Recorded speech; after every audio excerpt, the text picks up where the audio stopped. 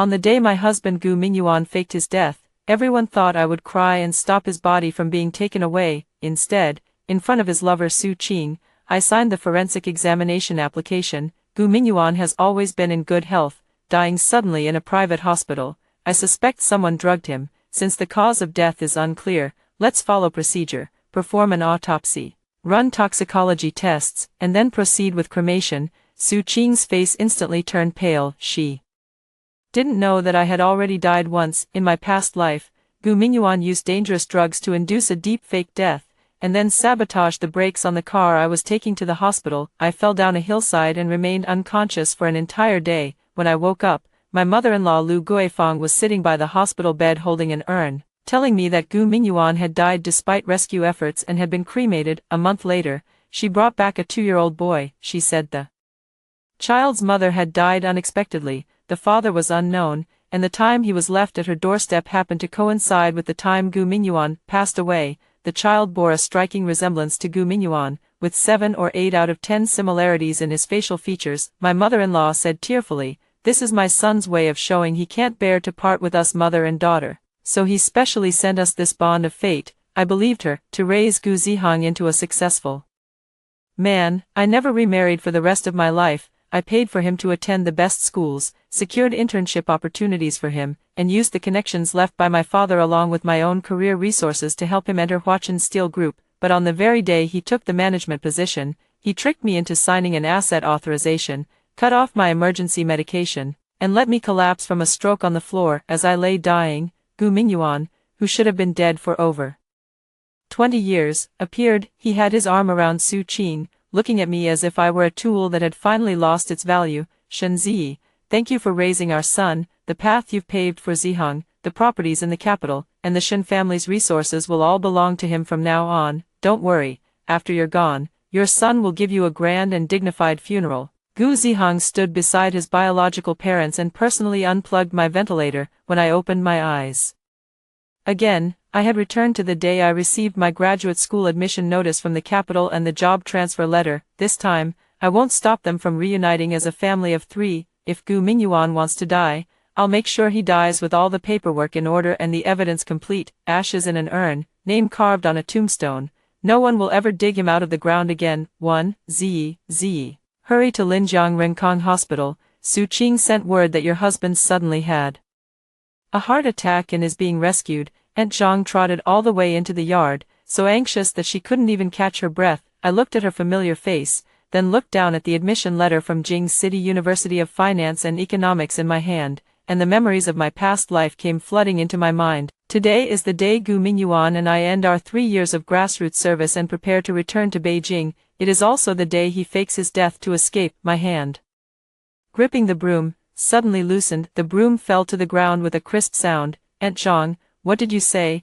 My face turned pale, and my voice trembled. "Mingyuan was perfectly fine when he left this morning. How could he suddenly have a heart attack?" "I don't know either." Aunt Zhang steadied me. "Su Qing said he's at Renkong Hospital and told you to go there immediately. Don't just stand there in a daze. Hurry up and drive." I stumbled toward the courtyard gate as if I had lost my wits from sheer fright. When I reached the gate, I suddenly stopped. "Aunt Zhang, please go to my mother-in-law's house one more time. Mingyuan is her only son. We can't keep something this big from her. The keys to my car are on the entryway cabinet. Let her drive to the hospital. I can't wait any longer. I'll call a ride-hailing car and head over first." Aunt Zhang nodded repeatedly. "Don't worry, I'll go inform Guifang right away." I got into the ride-hailing car, and the moment I closed the door, the panic on my face vanished completely. In the rearview mirror, Xinxiao village gradually faded into the distance. In my past life, Gu Mingyuan didn't actually die of a myocardial infarction. He and Su Qing had bribed the deputy director of the emergency department at Linjiang Renkong Hospital, and through an illegal clinic, they obtained a dangerous drug capable of inducing extreme hypothermia, a faint heartbeat, and weak breathing. The emergency room of the private hospital had been arranged long ago. After Gu Mingyuan was sent in, the deputy director only performed the most basic examination and then declared resuscitation failed. According to the pre-prepared medical records, they planned that before I arrived, Lu Guifang, acting as the mother, would sign the documents and hand over the body to a vehicle from a fake funeral company. After the car drove to a rented house on the outskirts of the county, Su Qing would bring a doctor from an illegal clinic to inject the reversal medication. As long as it is handled within 8 hours, Gu Mingyuan will wake up. Afterward, he will use a pre-prepared fake identity and overseas documents to leave Linjiang. Su Qing and their son will stay behind for the time being. When I am at my most vulnerable due to the loss of my husband, Lu Guifang will send Gu Zihang to my side, making me raise their child and safeguard the Shen family's assets. To ensure that I couldn't make it to the hospital in time, Gu Mingyuan sabotaged the brake fluid pipe in my car beforehand. In my previous life, I panicked upon receiving the news and drove to the county town myself. When the car reached the winding mountain road, the brakes failed, and I plunged down the slope along with the vehicle. If the airbag hadn't deployed and someone hadn't called the police just in time, I would have died on the spot. They never even intended to let me live in the first place. It was only because I was lucky that I gave them the chance to use me for over 20 years in this life. I won't touch that car. As for Lu Guifang, she knew full well that her son was planning to stage an accident in my car, yet she never once asked if I would die. Now, the breaks that Gu Mingyuan personally sabotaged will be experienced firsthand by his most filial mother. Less than 20 minutes after the ride-hailing car set off, my phone rang. Aunt Zhang's voice trembled. Ziyi, your mother-in-law got into a car accident on the way to the county town. The car couldn't brake going downhill and crashed into the guardrail. She's been taken to the county people's hospital. Her leg might be broken. I gripped my phone tightly, feigning shock. How could this happen? Mingyuan is in trouble, and Mom was in a car accident too. What should I do? Aunt Zhang quickly comforted me. Go see Mingyuan first. Guifang has village officials and traffic police here. She won't be left unattended. Okay, I'll head to the hospital right away. After hanging up the phone, I watched the rapidly receding shadows of the trees outside the window, my expression calm. Gu Mingyuan, the first accident you had prepared has already fallen back onto your own doorstep. Next, it's time for your fake death to become real. 2 Linjiang Renkong Hospital Emergency Building. I splashed cold water on my face in the restroom and rubbed my eyes hard until they turned red. By the time I reached the nurse's station, I had already become a flustered, fragile wife on the verge of breaking down at any moment. Nurse, I'm looking for Gu Mingyuan. He suddenly had a heart attack and was just brought in for emergency treatment. The nurse on duty looked up at me. Are you a family member of Gu Mingyuan? I am his wife. The nurse's expression turned grave. I'm sorry, the patient had no vital signs upon arrival at the hospital, and the emergency doctor declared clinical death after resuscitation efforts. The body is currently in the temporary holding room on the first basement level. The family will need to complete the death certificate and subsequent procedures. My body swayed, and I steadied myself against the counter. Impossible, he doesn't have heart disease. His checkup 6 months ago was completely normal. How long was it from the onset to being brought to the hospital? How could it happen so fast? The nurse handed me a glass of water. You can ask the doctor for the specific details. I didn't get any water. Please give me all of his resuscitation records, ECG monitoring records, medication list, and death certificate. The nurse was taken aback. I immediately lowered my head and choked out an explanation. I'm sorry, I wasn't doubting you. It's just that his death was too sudden. I had to know what happened. My father worked in corporate security and risk management in Jing City for many years. He taught me from a young age that in major incidents, original records must always be preserved. Please notify the hospital director, and do not destroy any surveillance footage or electronic medical records. The nurse's expression turned serious. Before I even saw Gu Mingyuan, I had already dialed 110 on my phone. My husband died suddenly at a private hospital. He has no underlying heart disease, and during the process of being sent to the hospital, he was accompanied throughout by a woman who had an unusually close relationship with him. I suspect there is an unnatural death. Please involve the police and request a forensic examination. After the emergency call ended, the deputy director of the emergency department hurried over. His surname was Zhao, and he was the very doctor who had assisted in the fake death in the previous life. Ms. Shen, Mr. Gu died of acute myocardial infarction. The situation is very clear. It's understandable that the family is grieving, but there's no need to involve the police. The hospital has already issued a death certificate. It's hot now, so it's best to contact the funeral home as soon as possible. The more urgent he spoke, the more certain I was that he had something to hide. Dr. Zhao, my husband has no history of coronary heart disease. You say the situation is clear. Have the blood tests been done? What about the troponin results, the coronary imaging? Where is the complete resuscitation record? His expression shifted slightly. the patient had already lost the conditions for resuscitation upon arrival. Some tests would have been meaningless. Since the examination hasn't been done, what makes you so sure it's a myocardial infarction? The surrounding nurses and patient's family members all turned to look. Dr. Zhao lowered his voice. Ms. Shen, this is a hospital.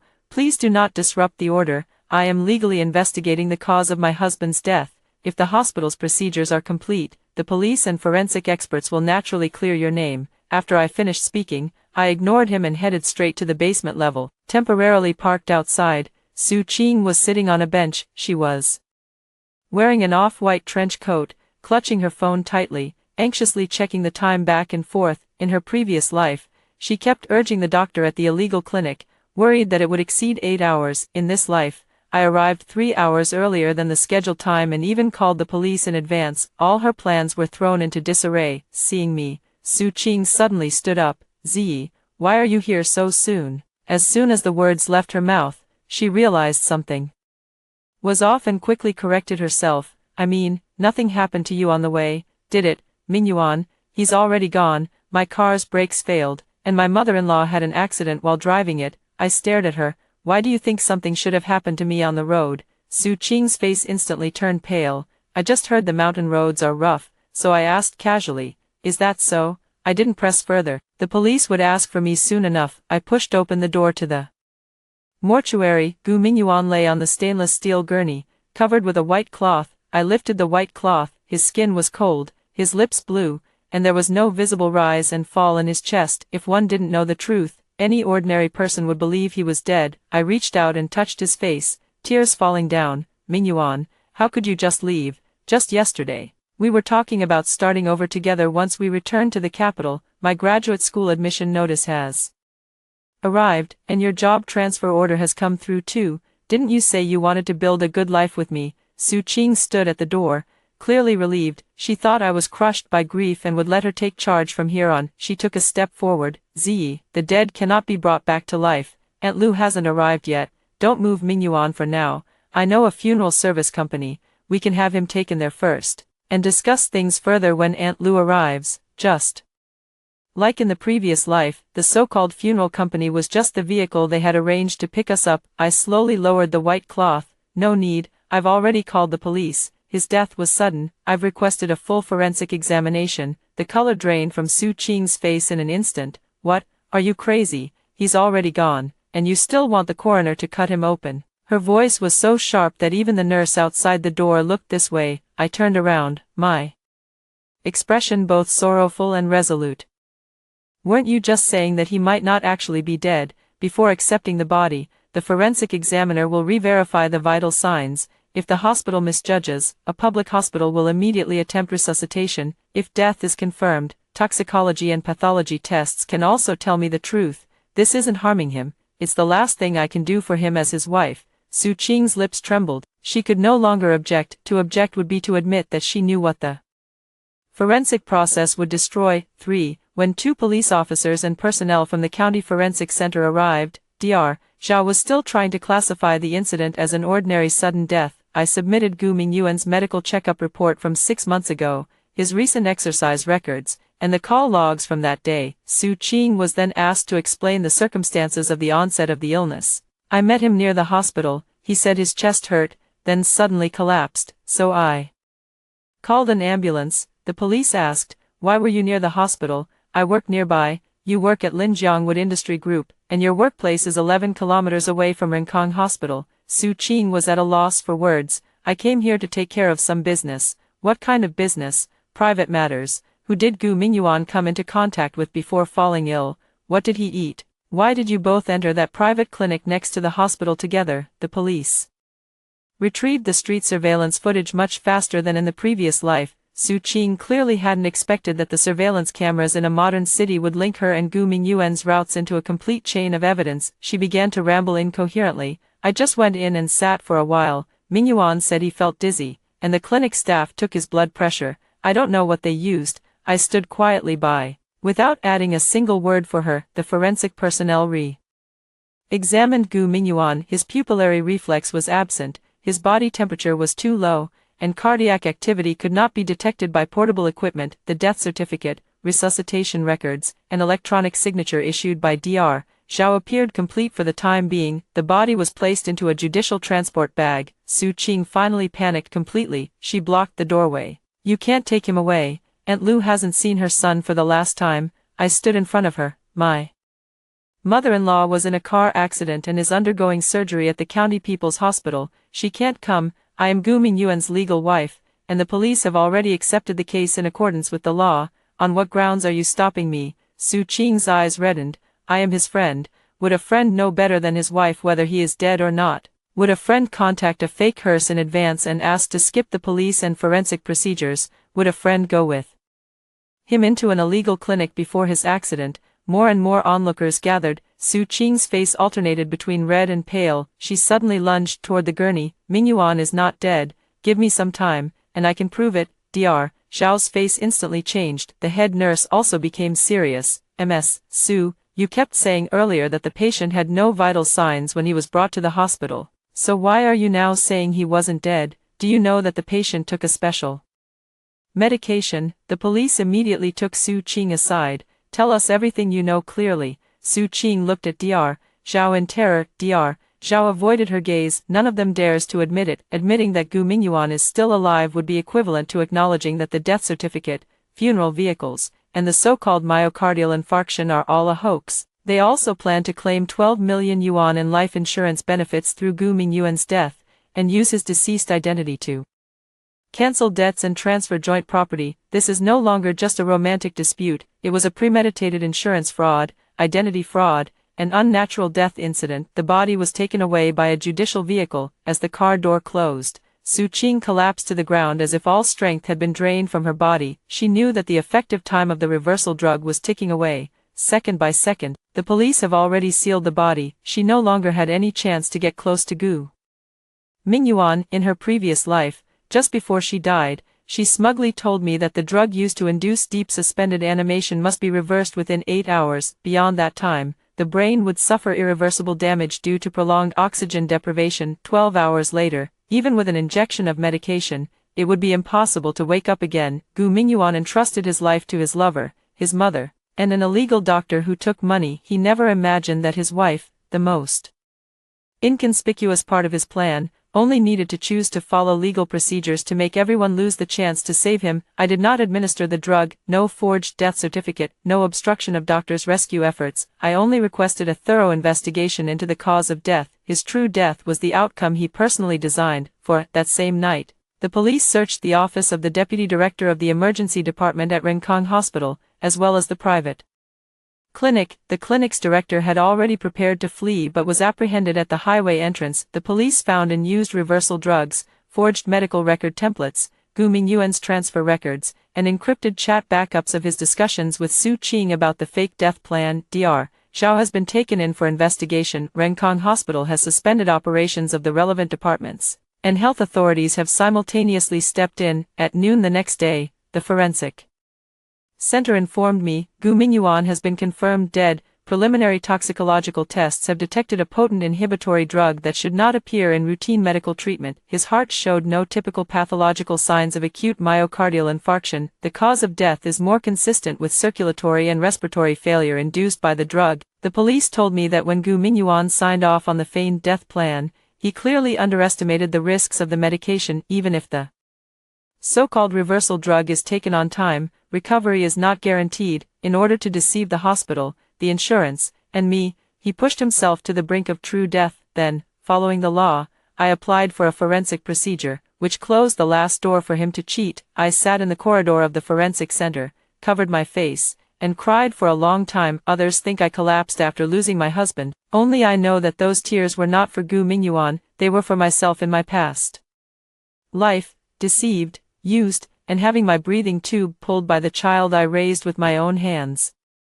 The police asked if I agreed to proceed with cremation after the examination was completed. I signed my name, agreed. He said before he passed that he didn't want to burden his family, and that everything should be kept simple. Of course, I made that up, but a man who plans to fake his death to get rid of his wife does not deserve a grand funeral. On the afternoon of the third day, Gu Mingyuan's body was handed over to the Linjiang County Funeral Home. Su Qing was still under investigation, and Lu Guifang had just undergone leg surgery and could not be present. The funeral home followed procedures to verify the death certificate, the forensic conclusion, the cremation permit, and my identity. All procedures are complete, no one can stop it. Before the crematorium door closed, I took one last look at him through the farewell glass. Gu Mingyuan lay quietly inside. He won't open his eyes 8 hours later. He won't change his name and go live in the south. He won't show up with Su Qing more.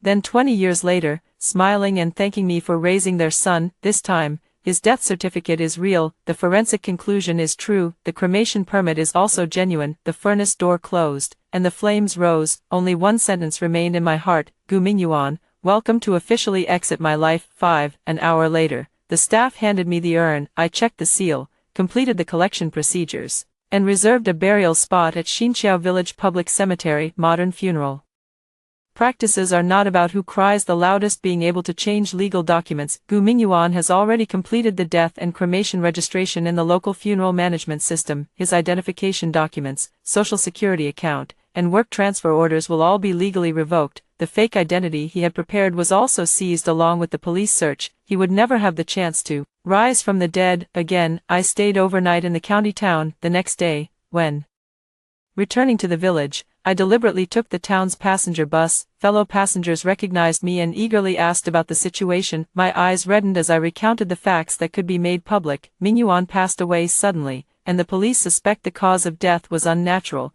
The forensic examination has been completed, and the body has been cremated. My mother-in-law drove my car to the hospital, but the brakes failed halfway, and she had to undergo surgery on her leg. Su Qing has been with Mingyuan the whole time and is now cooperating with the police investigation. The information is sufficient, but I haven't drawn any conclusions for them. But the people in the car had already sensed something was wrong. How could it be such a coincidence? The husband dies, and the wife's car is tampered with. Didn't Su Qing say she was already married? Why is she more anxious than the man's own wife when Gu Mingyuan is in trouble? Renkong Hospital was never reliable.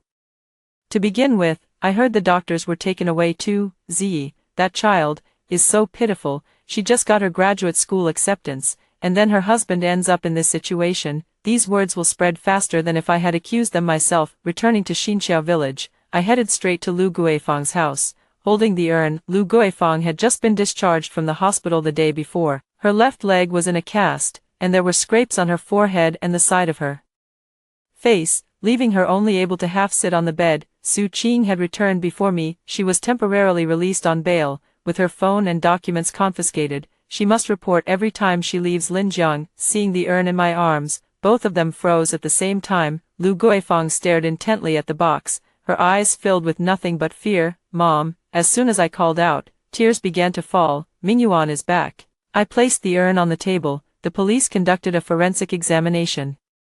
He didn't die of a heart attack. It was caused by a specific drug. The remains were cremated yesterday. Lu Guifang shuddered, her first reaction not to look at the urn, but to turn her head towards Su Qing. Su Qing's face was deathly pale, and she didn't dare meet her gaze at all. Impossible. Lu Guifang suddenly screamed, my son cannot be dead. He just went to the county town to handle some business. Mid-sentence, she abruptly shut her mouth. The yard outside was already surrounded by villagers who had heard the news. Everyone heard those words, can't be dead. I cried even more sorrowfully. Mom, the death certificate, forensic report, and cremation certificate are all here. I watched him go into the cremator with my own eyes. If you don't believe me, I can read each piece of evidence to you one by one. Lu Guifang lunged toward the urn. The sharp pain in her leg sent her crashing back onto the bed. Why didn't you wait for me? I'm his mother. What right do you have to have him dissected? What right do you have to cremate him? I felt as if I was stunned by her scolding, because his death was unexplained. If someone harmed him, shouldn't it be investigated? Besides, the hospital said the body needs to be handled as soon as possible. You were in surgery, and Su Qing isn't a family member, so I had to sign according to the law. Every sentence was perfectly reasonable. Lu Guifang couldn't utter a single word in rebuttal. She could only beat her chest, letting out the cries of a mother who had truly lost her son. Mingyuan, Mom didn't make it in time to save you. How could you really leave? That final really made the onlooking villagers exchange glances once again. Su Qing rushed to the bedside to help her catch her breath, as skillfully as if she were Lu Guifang's real daughter-in-law.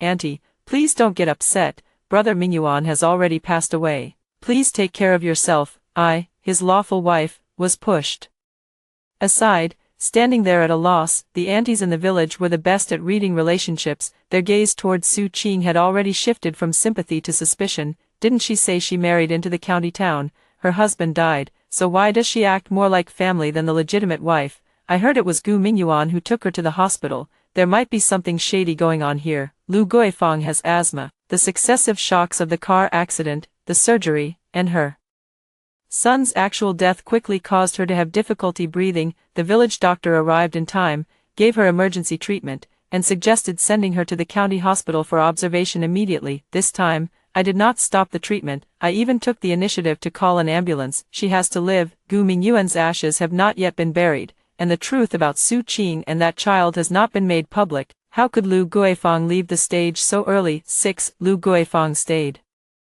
in the county hospital for 3 days. During these 3 days, I set up the funeral hall according to the customs of Xinxiao village. The black and white portrait was a ID photo taken when Gu Mingyuan participated in a grassroots service project. In the photo, he appears gentle and reliable, with a perfectly measured smile on his lips. For the past 3 years, he fooled everyone with that face. The villagers all say Gu Mingyuan is educated, hardworking, and considerate to his wife, a role model among the young. In this life, I won't let him take this false reputation of goodness to the grave. The police have not yet released the full details of the case, so I will only state the confirmed facts. Mingyuan visited an illegal clinic before the incident. His cause of death was not a heart attack, but a specific drug. Su Qing accompanied him into the clinic and had previously arranged for a vehicle without funeral service qualifications. My car's brakes were deliberately damaged. The traffic police are investigating who did it. Every time I spoke, my eyes reddened. The more the villagers listened, the darker their expressions became. How could this be an ordinary sudden death? Gu Mingyuan isn't trying to trick his wife, is he? A grown man hanging out with Su Qing before his death and tampering with his wife's car. What kind of decent person could he be? If Ziyi hadn't taken a ride-hailing car, she might have lost her life by now. The rumors don't need my push. The facts themselves are sharp enough. On the day of the burial, Lu Guifang appeared, leaning on a cane. Su Qing supported her, crying even more sorrowfully than I did along the way. Mingyuan, how could you just leave like this? You promised to take care of me and our child. You can't go back on your word. She stopped abruptly when she said, child, but some people around had already heard clearly. I stood by the tombstone, like a pitiful wife betrayed by her husband who still hasn't figured out the truth. The village chief hosting the ceremony glanced at Su Qing. Ziyi is Gu Mingyuan's lawful wife. She will present the flowers first. The others will proceed in order of family relationship. Lu Guifang's face immediately darkened. Qingqing is my goddaughter and Mingyuan's closest sister. She goes first. The entire venue fell silent for a moment. I looked at her in disbelief. Mom, when did Mingyuan get a god-sister? Why has he never told me about this? Isn't Su Qing already married? Does her husband know she's taken you as her godmother? Lu Guifang's face turned pale. Su Qing stopped crying and quickly lowered her head. The village chief tapped the procedure list impatiently. Today is a burial, not a family reunion. Whoever's turn it is goes first. I carried the urn to the gravesite. The staff double-checked the seal, cremation certificate, and burial plot information. The urn was placed securely into the niche. The stone slab closed, covering the soil, sealing the tombstone, registering. Gu Mingyuan's name was carved on the tombstone, the date of death clear beyond doubt. I watched as the last shovel of soil fell, and the 20 years in my heart finally loosened inch by inch. In my past life, he hid behind a false identity, watching me raise his son, care for his mother, and drain away my youth. In this life, he didn't even last 8 hours. The one who had faked his death was finally truly buried. After the ceremony, the villagers, unwilling to get involved in the Gu family's messy affairs, quickly dispersed. Su Qing still supported Lu Guifang, refusing to leave. I stopped at the entrance of the Gu family courtyard and looked at her coldly. Aren't you going back to the county town yet? Are you planning to bring your husband here, so the 3 of you can move into my mother-in-law's house? Su Qing's eyes reddened. Sister Ziyi, don't misunderstand. Aunt Lu is not feeling well. I'm just staying to take care of her. Once she gets better, I'll naturally leave. I let out a sneer. Don't call me sister.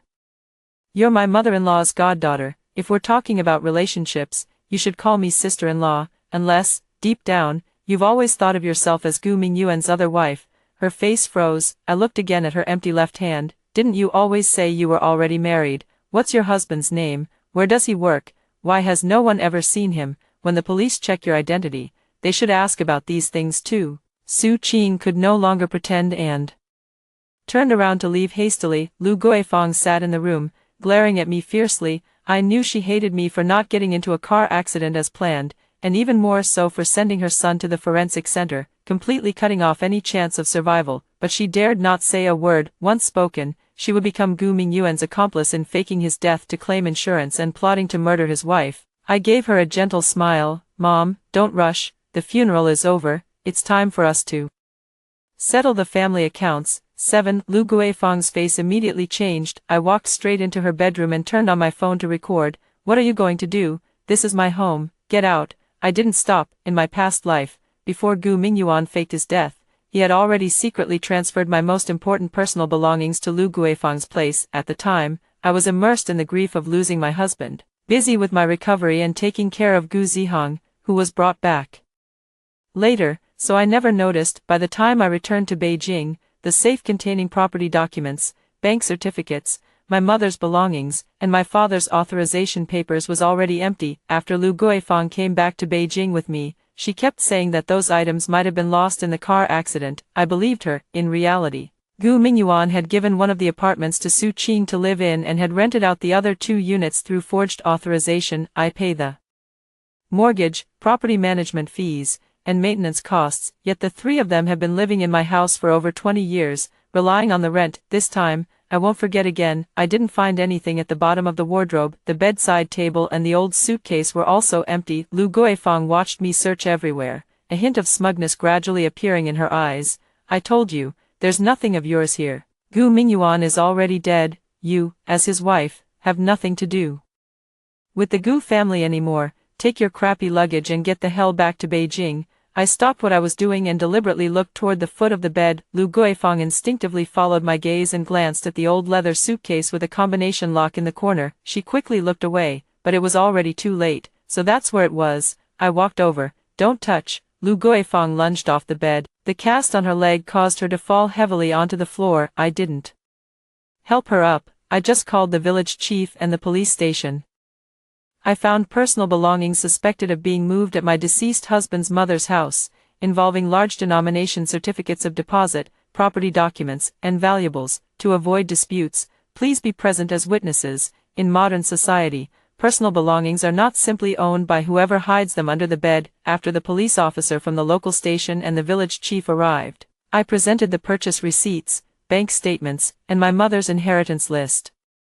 The suitcase was opened in front of the body-worn camera. Inside, neatly arranged, were my personal passbook, the original purchase contracts for 3 properties, copies of the real estate certificates, the jade bracelet left by my mother, and the corporate equity beneficiary documents my father had entrusted to me. Additionally, there were 2 bank cards issued in my name and a forged signature stamp. The police officer's expression immediately turned serious. Lu Guifang, why are these things in your possession? She sat on the ground, her lips trembling. My son gave it to me. Once the daughter-in-law married into the family, her belongings became the couple's joint property. I picked up one of the property purchase contracts. These houses are all my premarital property. The equity documents come from my mother's inheritance. The bank card was reissued without my consent, and the signature stamp was not made by me. I request the registration and seizure of the relevant items, and an investigation into whether there has been unauthorized withdrawals under my name, forged authorizations,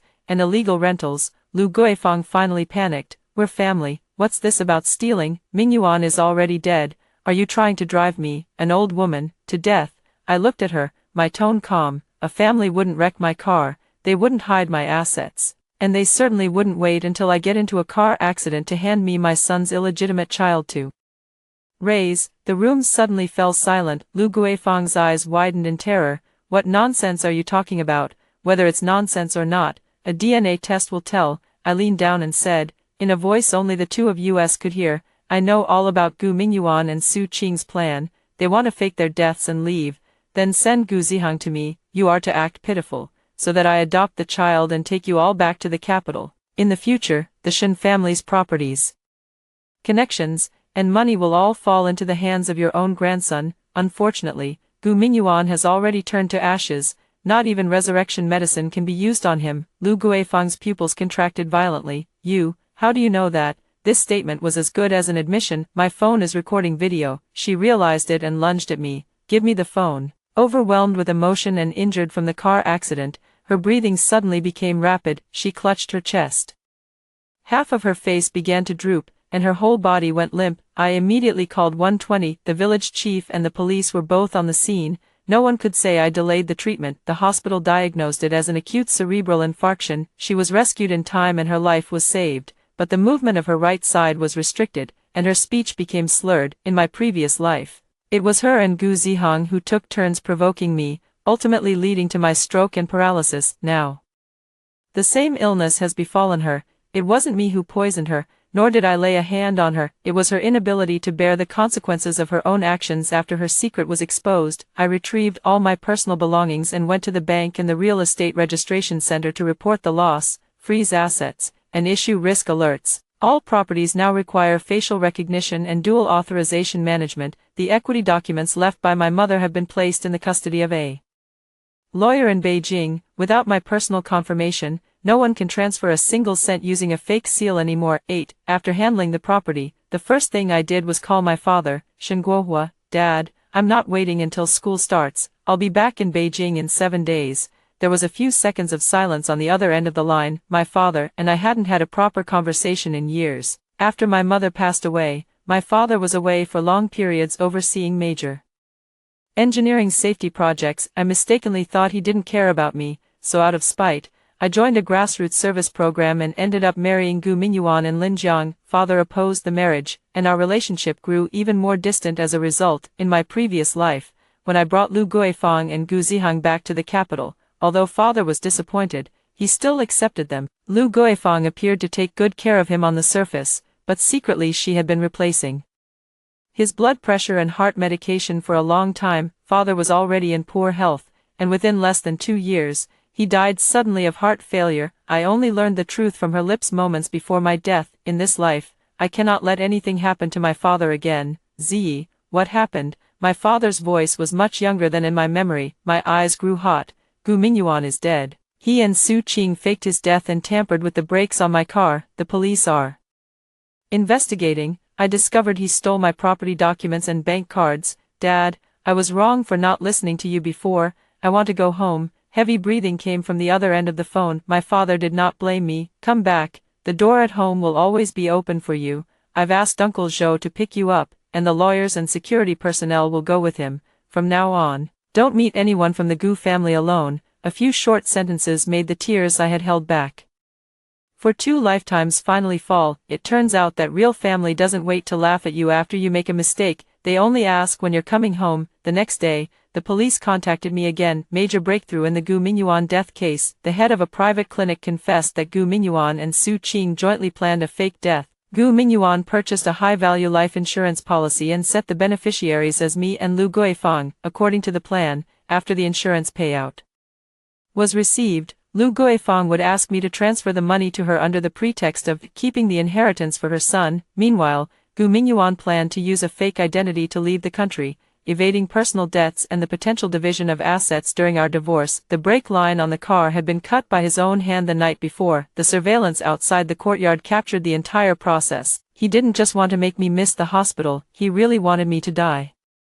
On the road, Su Qing was responsible for delivering medicine, contacting private hospitals, and arranging fake funeral vehicles. Dr. Zhao forged the emergency treatment records and death certificate. The head of the illegal clinic was responsible for providing the drugs and the reversal plan. The 4 of them had clear division of labor, but none of them expected that Lu Guifang would drive that car, and that I would immediately call the police to request a forensic examination. The police asked me, Ms. Shen, why didn't you drive your own car at that time? I gripped my phone tightly. The brake warning light flashed when the car started. I was worried the mountain road wasn't safe, so I switched to a ride-hailing service on the spot. That was a reasonable explanation. I won't tell anyone that I've known about the brake problem for a long time. Rebirth is the only secret I can never reveal. The police also found out that Su Qing was never married. 2 years ago, she gave birth to a boy at the county hospital, and the father's information on the birth certificate was deliberately left blank. DNA testing confirmed that the child's biological father is Gu Mingyuan. That child is none other than Gu Zihang,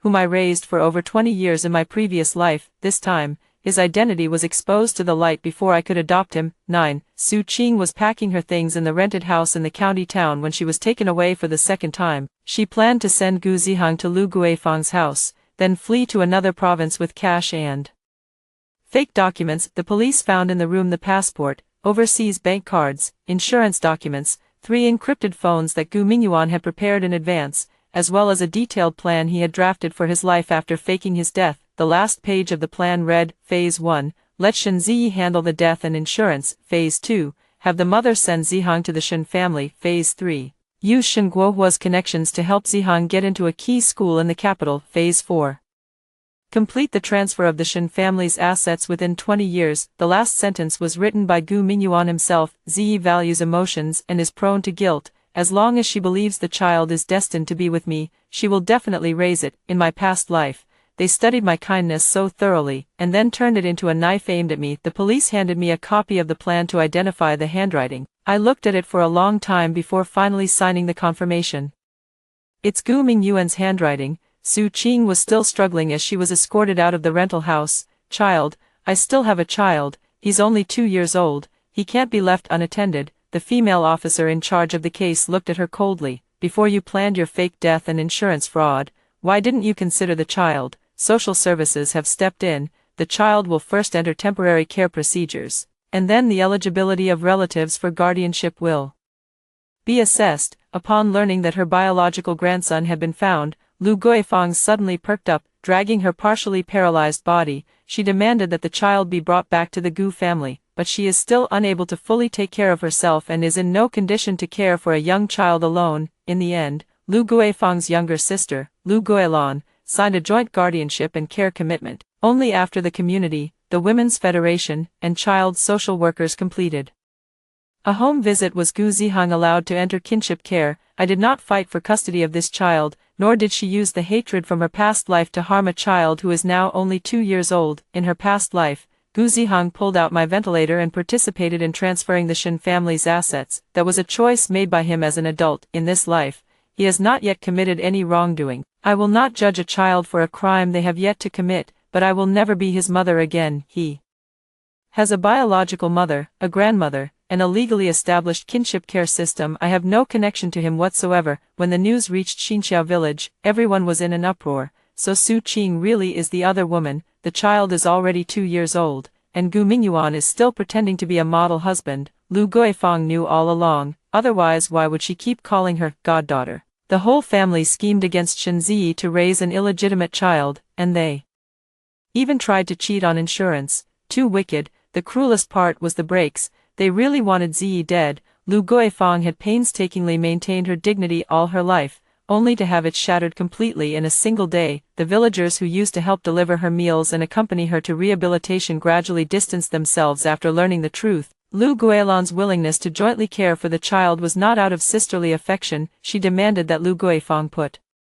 all the houses on the homestead and the remaining savings in writing, to be used for Gu Zihang's livelihood. From then on, the last bit of the Gu family's property could only be used to support their true bloodline. They would never again be able to reach into mine or the Shen family's affairs. Linjiang Wood Industry Group has also initiated an internal audit. When Su Qing first joined the company, she used a forged recommendation email, falsely claiming to be a relative of Zhou Mingde, and had Gu Mingyuan impersonate my authorized contact. Her educational credentials were incomplete, her onboarding process violated regulations, and she used her position to reimburse multiple personal expenses for Gu Mingyuan. The group terminated her labor contract, recovered the improper reimbursements, and handed over the forged documents to the police. In her past life, she took advantage of my kindness, spent my money, and lived in my house while waiting for me to die. In this life, her job, fake identity, and escape funds have all been frozen. She no longer has the right to say that I stole her life. Everything she had was originally stolen from me. 10. The day before leaving Linjiang,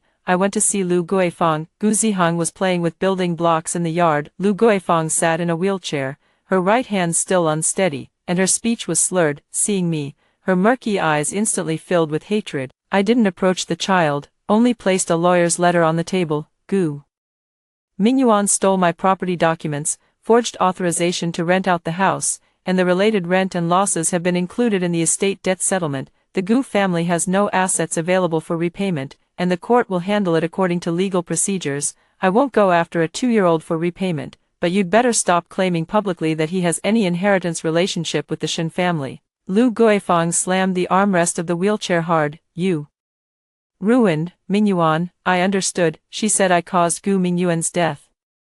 I laughed. "Gu Mingyuan took the medicine himself. The death certificate was forged by him after bribing a doctor. The brakes were tampered with by his own hands. The fake identity and insurance plan were also prepared by him. The only thing I did was call the police and request a lawful investigation into the cause of death. If following the law could turn his fake death into a real one, then it only proves that his plan deserved no better ending from the very start." Lu Guifang stared at me intently. I leaned in, lowering my voice. "In the past life, you gave Gu Zihang to me, and I raised him for over 20 years. You changed my father's medication, causing his heart failure and death. Gu Zihang, after growing up, swindled all my assets and pulled out my ventilator." Gu Mingyuan and Su Qing were watching right outside the ward. "Your family of 4 thought my entire life was just a tool to pave the way for the Gu family." The anger in Lu Guifang's eyes gradually turned into fear. She shook her head desperately, as if unable to understand how I could know something that had not yet happened. "Don't bother thinking about it. That's a memory I earned only after dying once. In this life, Gu Mingyuan is already buried. Su Qing is about to go to prison, and Gu Zihang will never set foot in the Shen family again. The family reunion you most long for will never happen." The corners of her mouth twitched violently, and her breathing grew rapid again. I pressed the call bell and asked Lu Guilan to come and take care of her. "Don't worry, I won't let you die in front of me. You still need to live and see clearly how far the Gu family can go without the Shen family's support, without me cleaning up your mess." With that, I picked up my suitcase. Outside the courtyard gate, Zhou Mingda was already waiting for me in the car. He was a former colleague of my father and the one who helped me secure a position at Linjiang Timber back then. In my previous life, I refused his help. After he was transferred back to the capital city, Gu Mingyuan took the opportunity in my name and gave it to Su Qing. In this life, Uncle Zhou personally came to pick me up and take me home. "Have you packed everything?" "I've got everything. Do you regret it?" I turned back to take one last look at the courtyard I had lived in for 3 years. Gu Mingyuan's portrait had already been taken down. Only a circle of burnt paper ash remains in the corner. No regrets. Those who truly should regret no longer have the chance. The car drove out of Xinxiao village. The morning sun fell on the road ahead, spreading out like a brand new path. 2 months later, I entered Jing City University of Finance and Economics to pursue a master's degree, while also joining the risk control project team of a large corporation as an intern. I turned everything I learned from the Gu Mingyuan case into my own area of expertise: abnormal insurance, identity fraud, internal collusion, and falsified medical records. The things that once destroyed me later became my ability to protect myself and help others. My father underwent a comprehensive medical checkup. I reorganized his medications for him, installed a home medication management system, and also separated the household and financial responsibilities. Those who died early in the previous life are now living healthily and with clarity. He didn't press me on why I suddenly knew so much. Only after my first exam did he prepare a table full of dishes that my mother was best at making when she was alive. "Ziyi, it's good that you're back." I lowered my head to eat, tears falling into the bowl. 1 year later, Gu Mingyuan's fake death case was adjudicated. Su Qing was sentenced to fixed-term imprisonment for attempted insurance fraud, forging documents, assisting in the use of dangerous drugs, and related crimes. Dr. Zhao had his medical license revoked and was sentenced according to law for forging medical documents, accepting bribes, and participating in criminal activities. The person in charge of the illegal clinic was punished for multiple crimes, including practicing medicine without a license, providing dangerous drugs, and other offenses. Renkong Hospital bears administrative and civil liability, and relevant management personnel have been held accountable. The traffic police's vehicle inspection also confirmed that there were signs of intentional damage to the brake oil pipe. Although Gu Mingyuan has died, the facts of his plotting to murder his wife and defraud insurance were still recorded in the verdict. The good husband image he had cultivated for years ultimately left behind only the name on his tombstone and the criminal scheme detailed in the public court judgment. Lu Guifang did not wait for me to turn back. She and Lu Guilan kept arguing over child expenses, property ownership, and caregiving responsibilities. Community social workers continued to follow up on Gu Zihang's life. The child was later placed under the care of more stable relatives, attended school normally, and was not drawn into the previous generation's scam. I haven't been paying attention to what kind of person he will grow up to be in this life. His path is his own to choose. My life, at last, belongs only to me. On the day of my graduate school graduation, my father sat in the first row of the auditorium. I stepped down from the stage, and he slipped the jade bracelet my mother left behind back onto my wrist. This is what your mother left for you.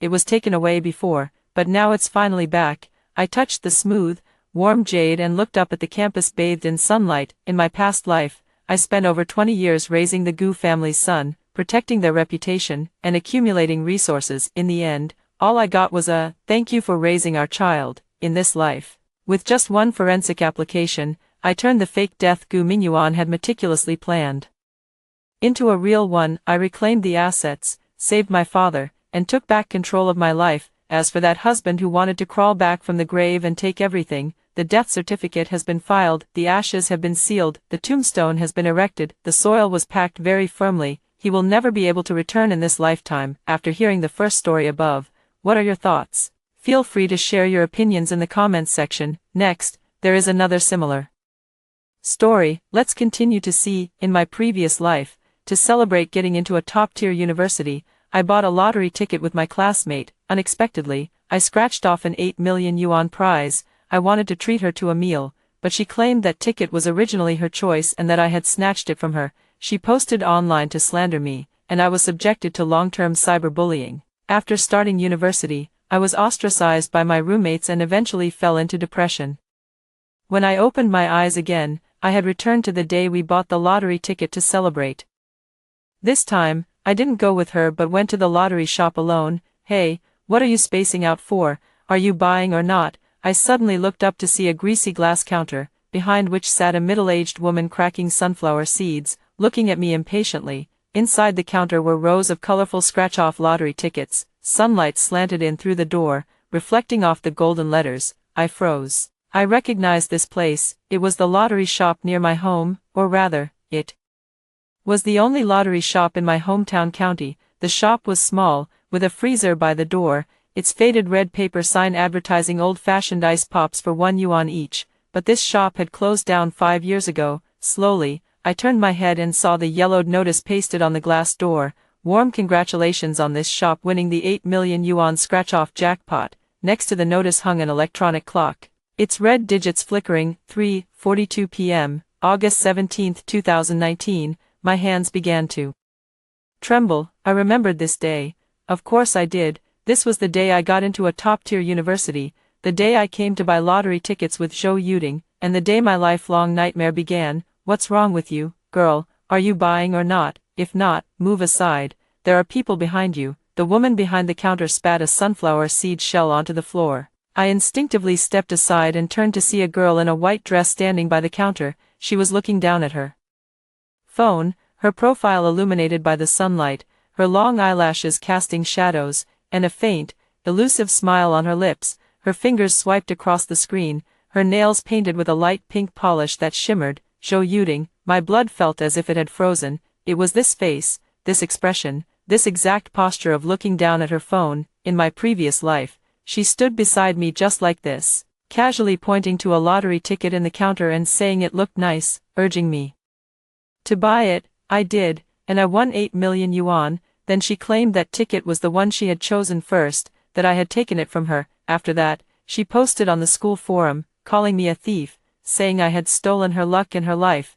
Then everyone cursed me. For 4 whole years, I huddled in my dorm bed, afraid to go out, while they poured foot-washing water outside my door. When I went to the cafeteria, people pointed and whispered behind my back. When I went to class, someone would murmur from their seat, "That's her." I couldn't sleep at night, and every comment I scrolled through on my phone was filled with hatred. Later, I developed depression, and after that, many things became hazy in my memory. I only remember that last day, lying on the floor of my rented room, the window left open, the wind blowing in, the curtains fluttering. I thought, if only I could start over. Unexpectedly, it really happened. "Hey, are you buying or not?" The woman behind the counter stuffed the sunflower seeds into her pocket. "If you're not buying, I'll let the next person in line." I opened my mouth, but my throat felt blocked, and no sound came out. Zhou Yuding looked up at me, her gaze indifferent. tinged with a hint of impatience. Hurry up, my mom is waiting for me to go home for dinner. It was that look. In my previous life, I didn't understand it. I thought she was just in a hurry to go home. Later, I realized that the look actually meant, why aren't you buying yet? Only when you buy will I have material to post. My hand clenched tightly, and only then did I realize I was holding something too, a crumpled 50 yuan bill, given to me by my mom that morning to buy new clothes for university. In my previous life, I used that 50 yuan to buy 10 scratch-off tickets and won 8 million. This time, I took a deep breath, walked up to the counter, and slapped the 50 yuan bill on the glass. I'll buy. Zhou Yuding's eyes lit up briefly before she lowered her head again. Pretending to play with her phone, I knew what she was doing. She was recording a video. Her phone screen was actually on, the camera pointed directly at me. Last time, I didn't notice. This time, I saw it clearly. Which kind do you want? The shopkeeper pointed at the counter. 2 yuan, 5 yuan, 10 yuan, 20 yuan ones. The biggest jackpot is the 20 yuan one, 8 million. I stared at the colorful lottery tickets. In my previous life, I just bought them randomly. Zhou Yuding said, I'll take whichever one looks nice. Finally, she tapped the counter with her finger. That red one looks pretty good. The shopkeeper asked me, do you want to pick it yourself, or should I get it for you? Before I could speak, Zhou Yuding chimed in again. Just that one. See it, the red one on the left, with the gold stars on it. I didn't move, slowly turning my head to look at her. Her eyes were bright, a slight smile at the corner of her mouth, looking particularly sincere and innocent, like a good friend genuinely helping a friend pick a lottery ticket. In my previous life, I was fooled by that expression. Why aren't you taking it? She asked. I said, you like that one? She paused for a moment, then smiled. Not exactly like. It just looks pleasing to the eye. You buy it. I didn't bring any money, but I'll watch you scratch it off, just to satisfy my curiosity. That's exactly what she said in my previous life. And then, when I scratched off the 8 million, she changed her tune, saying that lottery ticket was the one she told me to buy, the one she chose, that she gave me her luck, and I ended up stealing her luck, her money, and her life. All right, let me take a look. I turned around, pretending to browse through the counter. Zhou Yuding stood beside me, her eyes fixed on that red ticket, her phone still pointed at me. I knew she was recording, but I didn't care. In this life, I wouldn't let her get any useful footage. I picked out a 2 yuan ticket, a 5 yuan one, a 10 yuan one, and finally grabbed a 20 yuan ticket. Finally, I reached my hand toward the left side of the counter. Zhou Yuding's eyes lit up. My hand passed over the red ticket and picked up a yellow one next to it. That's all, I said, handing the lottery tickets to the shopkeeper. How much? 38. The shopkeeper counted out 38 yuan, and I stuffed the 12 yuan in change into my pocket, taking the tickets as I walked out. Hey, aren't you going to scratch them? Zhou Yuding followed me. It's no fun scratching them at home. Why not do it here? What if you win? I stopped and turned to look at her. The sunlight fell on her face, and she still wore that innocent, harmless expression, but I knew she just wanted to watch me scratch the tickets firsthand, to capture my reaction the moment I won. In my past life, I had been so overjoyed that I jumped up on the spot, shouting, I won, and she caught it all. That video was later edited into a mess, paired with her captions, and became the proof that I had stolen her lottery ticket. I'm not scratching them, my mom's waiting for me to eat. Zhou Yuding's expression shifted briefly before returning to normal. All right then, if you win after scratching them at home, remember to treat me to a meal. I didn't respond, turning and walking away. After about a dozen steps, I heard her call out from behind, wait for me, let's walk together. I didn't look back, walking quickly, almost running. I turned one corner, then another, making sure she wasn't following before finally stopping, leaning against a wall. I gasped for breath, my heart pounding so hard it felt like it would leap out of my throat. I looked down at the 4 lottery tickets in my hand, the 2 yuan, 5 yuan, 10 yuan, and the 20 yuan one. The 20 yuan ticket was yellow, not red. Where was that red one from last time? Was it still at the counter? Would someone else buy it? Would that person also win 8 million? I clenched the tickets tightly, my mind in chaos. No, wait, I suddenly remembered something. When did I win with that red ticket in my previous life? I scratched it open that same night, after dinner, at home. I scratched it and won 8 million. I immediately knelt down in front of my mom, hugged her, and cried. My mom cried too, and my dad stood beside us, his hands trembling. Then, the next day, Zhou Yuding's post went up. How did she know I was the one who won? Did she follow me home? No. After we parted ways that day, she never contacted me again, so how did she know I was the winner? Unless she went to the lottery shop later to ask around. The shop had surveillance cameras that could show who bought that ticket. She checked the footage, saw I bought the red one, and knew it was me. But the question is, would the lottery shop let an outsider check the surveillance? I froze, something flashing through my mind. No, in my previous life, Zhou Yuding posted on the afternoon of August 18th. At that time, I hadn't cashed in the ticket yet, and the lottery shop didn't know that ticket had won, so how did she know? Unless she already knew that ticket would win. When this thought crossed my mind, a chill ran down my spine. How could that be? How could she know? Lottery tickets are random. No one knows what's inside until they're scratched. Unless those tickets weren't random at all. I suddenly looked up, staring in the direction I'd come from, that lottery shop, the shopkeeper who was cracking sunflower seeds. Did she know Zhou Yuding in my previous life? I couldn't remember. I'd never paid attention to that. I only remember when I went to claim the prize, the shop owner's wife smiled and congratulated me, saying I was the first person to win the jackpot since she opened the shop. I didn't know anything else, but now, thinking back, how could Zhou Yuding have pointed so coincidentally at that red ticket and told me to buy it? Was she pointing randomly? Or did she already know that one would win? My hand holding the lottery ticket started to sweat.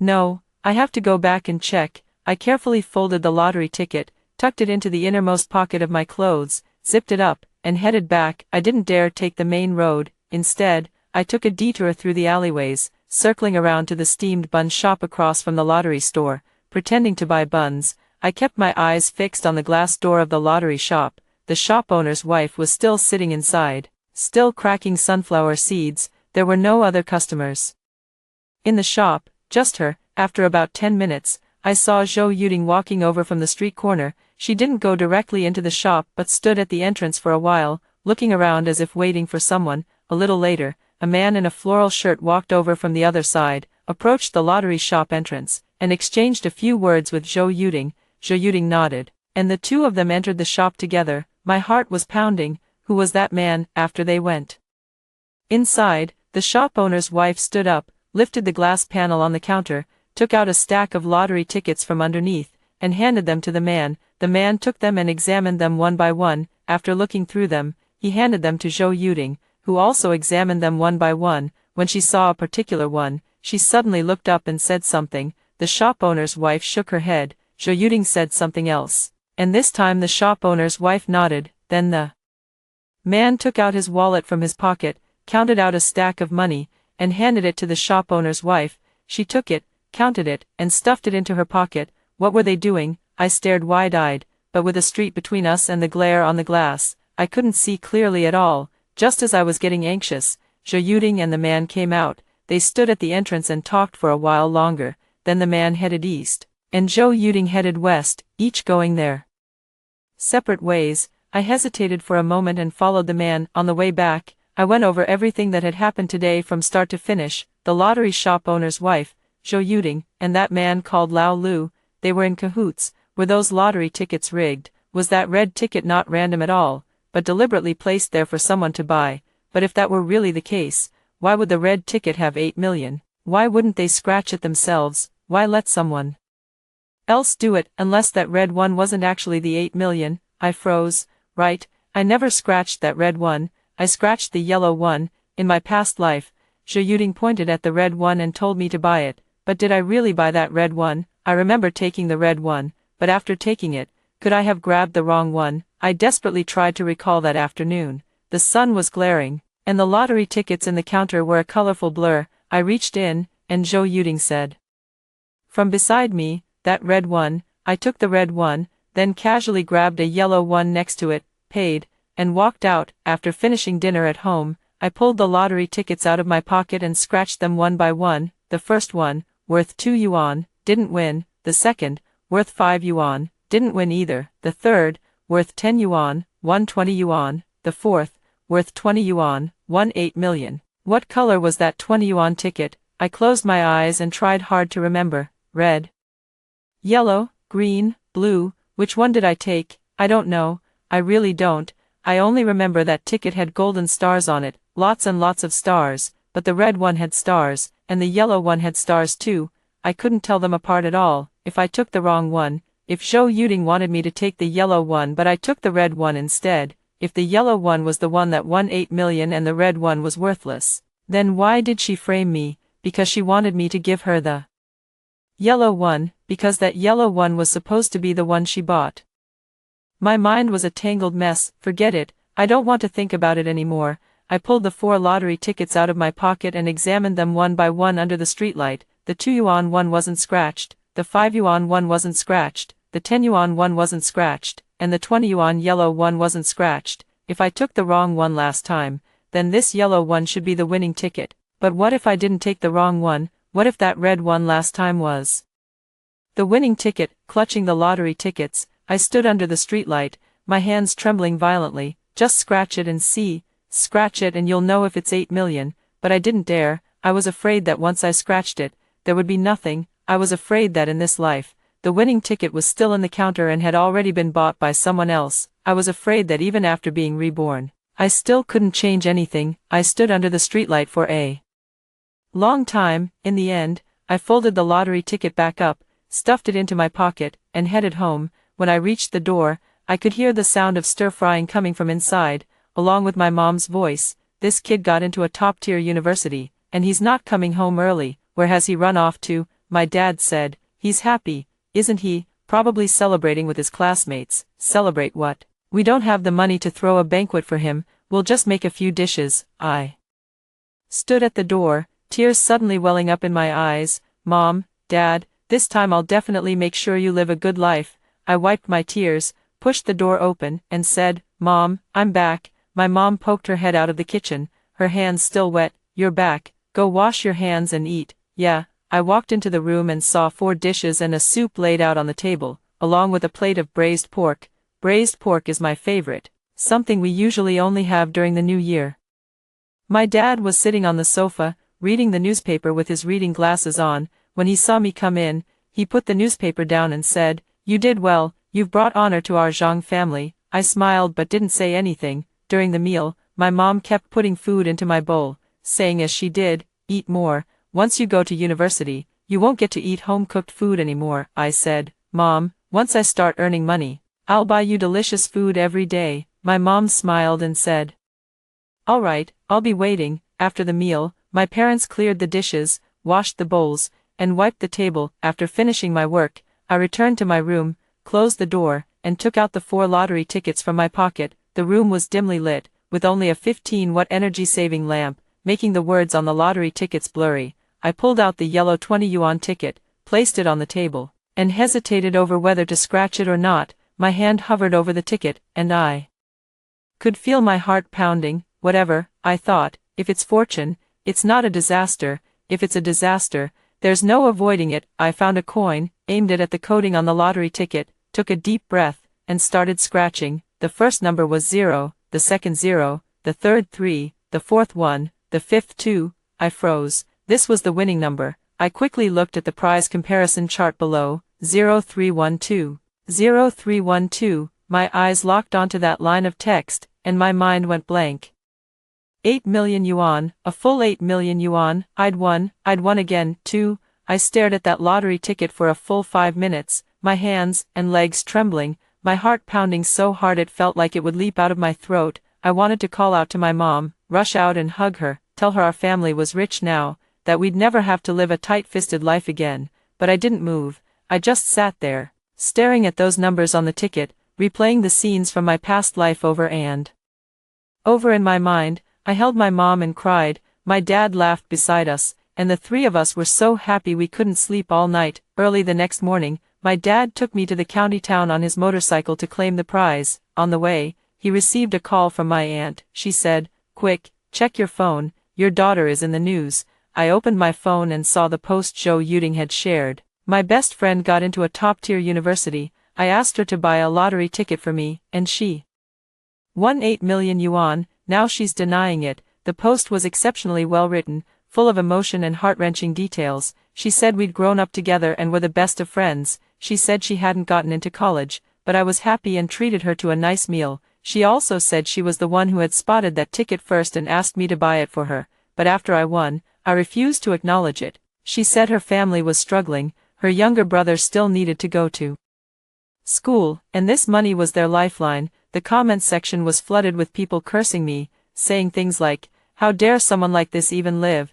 Stealing your best friend's money, may you die a horrible death. What's the use of getting into a top-tier university with such terrible character? You'll just be a parasite on society." Some even called for doxing me and threatening to kill me. Then came the overwhelming private messages, all filled with curses and threats, some threatening to beat me up, others to throw acid on me. I didn't dare leave the house, didn't dare look at my phone, didn't dare speak to anyone. Later, the situation escalated, and the school found out. My academic advisor called me in for a talk, asking me to explain things clearly. I told them, I said that lottery ticket was bought by me, with my own money, the 50 yuan my mom gave me. The advisor asked, "Do you have any witnesses, any physical evidence?" I didn't, all I had was the story about my mom giving me that 50 yuan, but it was given verbally, with no transfer record. The only person who could prove I bought it was the lottery shop owner's wife, but she refused to testify. Zhou Yuding said she went with me, and the owner's wife just said,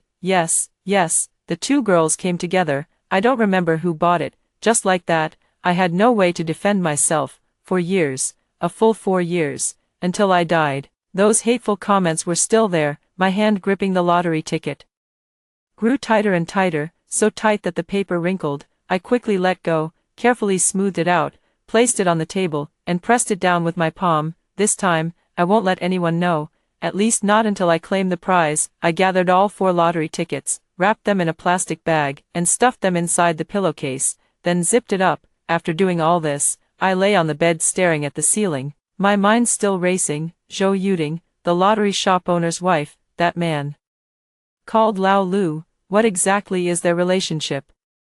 Was that red lottery ticket actually rigged? If the red one was supposed to be the winning ticket, but I took the wrong one, would they have already noticed the yellow one was bought? Would they be looking for me? No, if the red one was rigged, they should know which one would win, but if they knew, why wouldn't they buy it themselves? Why wait for someone else to buy it, unless the lottery tickets themselves weren't rigged? But they had a way of knowing which one would win. How would they know?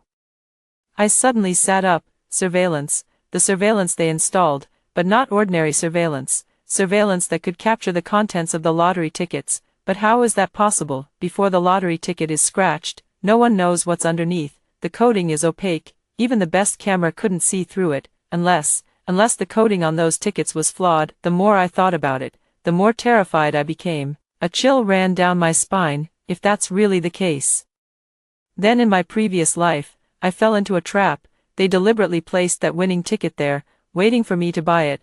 Zhou Yuding pretended to ask me to buy it for her, but she was actually setting me up. Once I won, they would jump out and claim the ticket was Zhou Yuding's, forcing me to give up the money. Even if I refused, they could use public opinion to destroy me, and in fact, they did destroy me. In this life, I didn't buy the red one, I bought the yellow one next to it. If the red one was their bait, what about the yellow one? Was it random, or was it also bait? I don't know. All I know is that this yellow ticket is now in my hands. The winning numbers have been scratched off. 8 million. I need to cash in the prize as soon as possible. The sooner the better. But the problem is, to claim the prize, I have to go to the provincial capital, and I need my ID card, a bank card, and I have to keep it a secret. I'm only 18 this year, just got into university. If I go alone to claim the prize, will I be targeted? Could something happen on the way?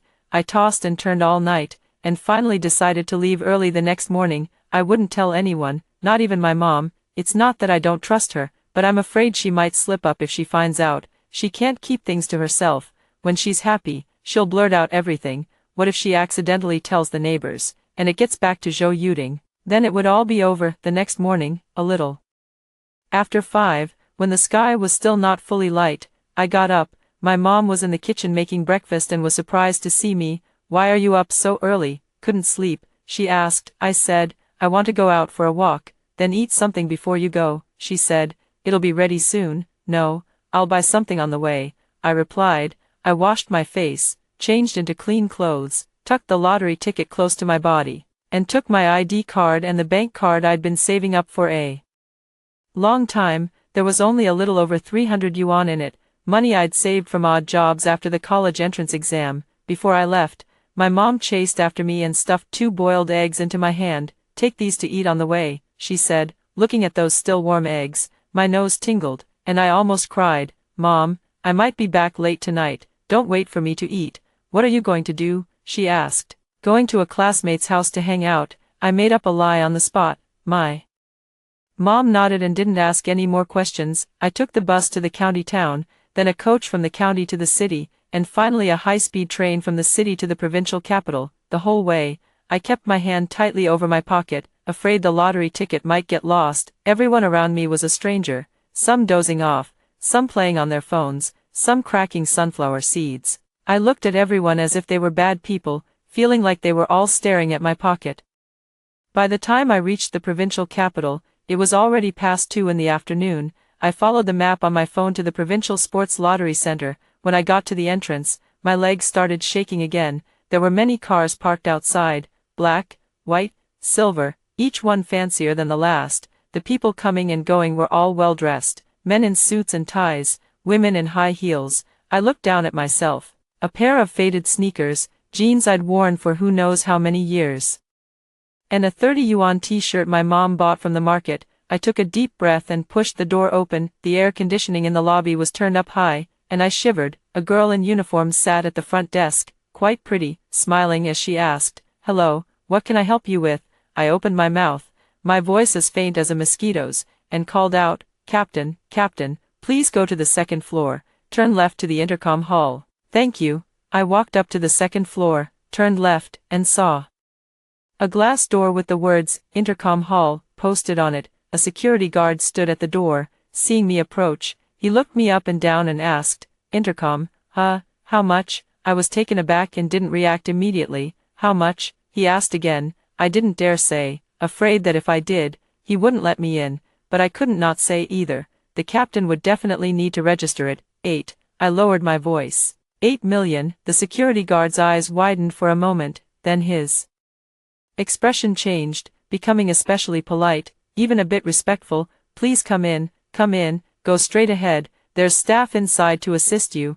I walked inside. It was a fairly large hall with several windows, all closed. A row of sofas was placed against the wall, and a few people, men and women, were sitting on them, all looking down at their phones. I didn't know what they were there for and didn't dare look too closely. I walked straight to the innermost window, where a middle-aged woman wearing glasses sat. She looked quite friendly, redeeming a prize. "Yes, where's the lottery ticket?" I pulled the lottery ticket out of my pocket and handed it over, my hand trembling so badly I almost dropped it. The woman took it, looked at it for a moment, then glanced up at me, her expression somewhat complicated. "Young lady, how old are you?" 18, "You're an adult, right? Did you bring your ID?" I handed over my ID, she took it, typed something into the computer, then picked up the lottery ticket and examined it for a long time. Finally, she stood up and called out to the back, "Old Zhang, come here for a moment." A man in his 50s walked over, took the lottery ticket, and examined it carefully. He then picked up a magnifying glass and studied the numbers for a long time. My heart was in my throat. "What's wrong? Is there a problem with the ticket? Is it fake?" "That can't be. I bought it from a lottery shop. How could it possibly be fake?" The man put down the magnifying glass, looked at me, and smiled. "Don't be nervous, it's fine, it's real." I let out a long sigh of relief. My legs went weak, and I almost collapsed to the ground, but then he said, "You scratched this lottery ticket last night, right?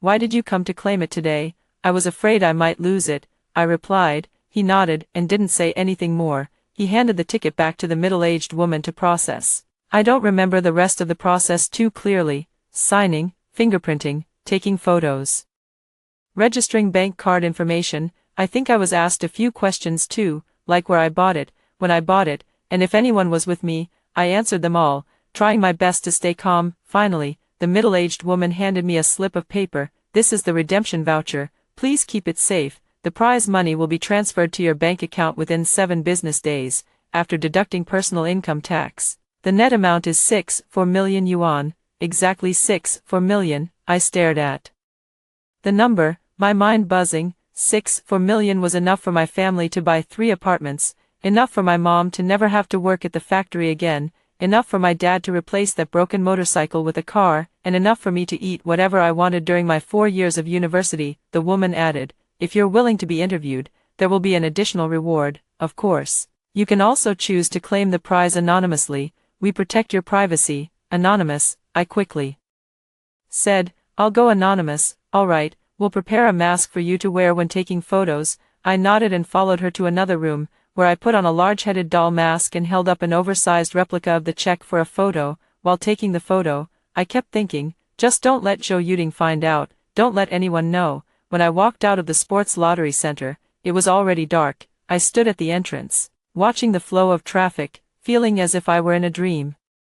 6-4 million, I had 6-4 million. I took out my phone, wanting to call my mom and tell her the good news. I dialed the number but quickly hung up. No, I couldn't say anything. Until the money was in my account, I couldn't tell anyone. I stuffed my phone back into my pocket and headed toward the subway station. Halfway there, my phone rang. It was my mom calling. "Hey, Mom, where are you? Why aren't you back yet?" "I'm at a classmate's house. Might not come back tonight." "Which classmate? Male, female?" "Female, Mom, don't worry, it's a girl." My mom fell silent for a moment, then said, "Then be careful, call me if anything happens." After hanging up, I suddenly wanted to cry. "Mom, just wait, your daughter will make you proud." I found a small hotel in the provincial capital to stay for the night, the kind that costs 30 yuan a night. The room was so small you could barely turn around, and the sheets were a bit damp, but I didn't feel uncomfortable at all. Lying in bed, all I could think about was what 6-4 million yuan could do. Buy my mom a gold bracelet. She's talked about it her whole life, saying Aunt Wang next door has one, but she doesn't. Buy my dad a car, nothing too fancy, just one for around 100,000 yuan. He's been riding a motorcycle for 20 years, and his knees hurt every winter. Buy myself a new computer. The old one has been lagging so badly since the exams, taking 5 minutes just to start up. Thinking about all this, I fell asleep. Early the next morning, I took the high-speed train back to the city, then a bus from the city back to the county town. By the time I arrived in the county town, it was already past 3 in the afternoon. I got off the bus and started walking home. Halfway there, my phone rang again, this time from an unfamiliar number. I answered. "Hello, hello, is this Zhang Xiaoyu?" It was a girl's voice, sounding somewhat familiar. "Yes, who is this?" "It's me, Zhou Yuding." My heart tightened. "What do you want?" "Oh, nothing. Can't I just call you?" Her voice was sweet, exactly like before. "I just wanted to ask, did you win anything with the lottery tickets you bought the other day?" I gripped my phone tightly, took a deep breath, and tried to keep my voice steady. "Not a single one, not even one." Her tone was disappointed, with a hint of something else. "Which ones did you buy that day? Were they from the store near my house? What kind did you get? The 2 yuan ones or the 5 yuan ones?" She was asking too many details. Something felt off. "Why are you asking?" I said. "No reason, just curious. I want to buy a couple to try my luck, so I thought I'd ask which ones are good." Liar. If she really wanted to buy lottery tickets, she could just go to the store. "Why ask me?" "I don't know," I said. "I just picked them randomly and didn't remember." She drew out her voice. "What about that red one you took that day? The one I had my eye on. Did you take it or not?" Sure enough, that was the key point. "I took it," I said deliberately. Her voice suddenly rose. "Really, you took that red one? Did you scratch it? Did you win?" I paused for a second. In that second, countless thoughts flashed through my mind. Why was she so concerned about that red one? What exactly was wrong with that red one? If I told her I didn't buy that red one, would she become suspicious? "I scratched it," I said, "but I didn't win." There was silence on the other end of the line for a few seconds. "Didn't win? Really didn't win?" Her voice sounded a bit disbelieving. "Really didn't win? Did you throw it away?" After another few seconds of silence, she finally said, "Oh, all right then." Her tone returned to normal, once again becoming that sweet Zhou Yuding. "So when are you free? Let's go out and have some fun. Getting into a top-tier university is worth celebrating properly." After hanging up, I stood by the roadside, my palms drenched in sweat. She was acting strange, too strange. She asked too many details, to the point where it didn't seem like casual questioning, and she was particularly concerned about that red one. If that red one was really what they had ordered, then they should know that it didn't win, but judging by her tone just now, she seemed uncertain. "No, she should be certain, unless there was an issue with the surveillance, or they hadn't had time to check it yet, or the surveillance only captured which one I took but not which one I scratched, but if they had surveillance, they should know that the yellow one was bought. Wait, that yellow one was what I swapped for later. Could it be that they were only focused on the red one and didn't notice me taking the yellow one? It's possible. That day, when I was picking lottery tickets, I deliberately picked several, sandwiching the yellow one in the middle. If their surveillance could only capture a general view, they might really not have noticed me taking that yellow one. So what are they doing now? They're looking for the whereabouts of that yellow one. Zhou Yuding called to confirm whether I had bought the yellow one. But I didn't tell her the truth. I said I bought the red one, didn't win, and threw it away. Did she believe me? I don't know. All I know is that from now on, I need to be even more careful. Old Lu, my heart skipped a beat. What is she doing here? I slowed my pace and walked over as if nothing was wrong. As I got closer, I heard my mom saying, I don't know either. She didn't tell me. Old Lu said, could you ask her? I just want to confirm whether she bought those lottery tickets. I stood behind them and spoke up. What gift? Old Lu turned around, saw me, and put on a big smile. Oh, you must be the young lady. Finally found you. I didn't smile, staring into his eyes. How do you know where I live? Old Lu was taken aback for a moment but quickly replied, oh, the lottery shop owner told me. She said you're regular customers and live nearby. I asked around house by house. Liar, the lottery shop is 2 miles away, and there are hundreds of households nearby. How did he know it was my house? How did he know I live in this alley? What gift? I asked again. Old Lu pulled a red envelope from his pocket and waved it in front of me. Our shop is running a promotion. If you buy 30 yuan worth of lottery tickets, you get a red envelope. It contains coupons and a chance to win a prize. I looked at the red envelope in his hand, bright red, looking quite festive, but I didn't believe him. How much did I spend? How much were the lottery tickets I bought? Old Lu was taken aback again, then said, 38, she said, right, I did spend 38, but that number could easily be found out by asking the shop owner. Just this one red envelope? I asked. Yes, just one, he replied.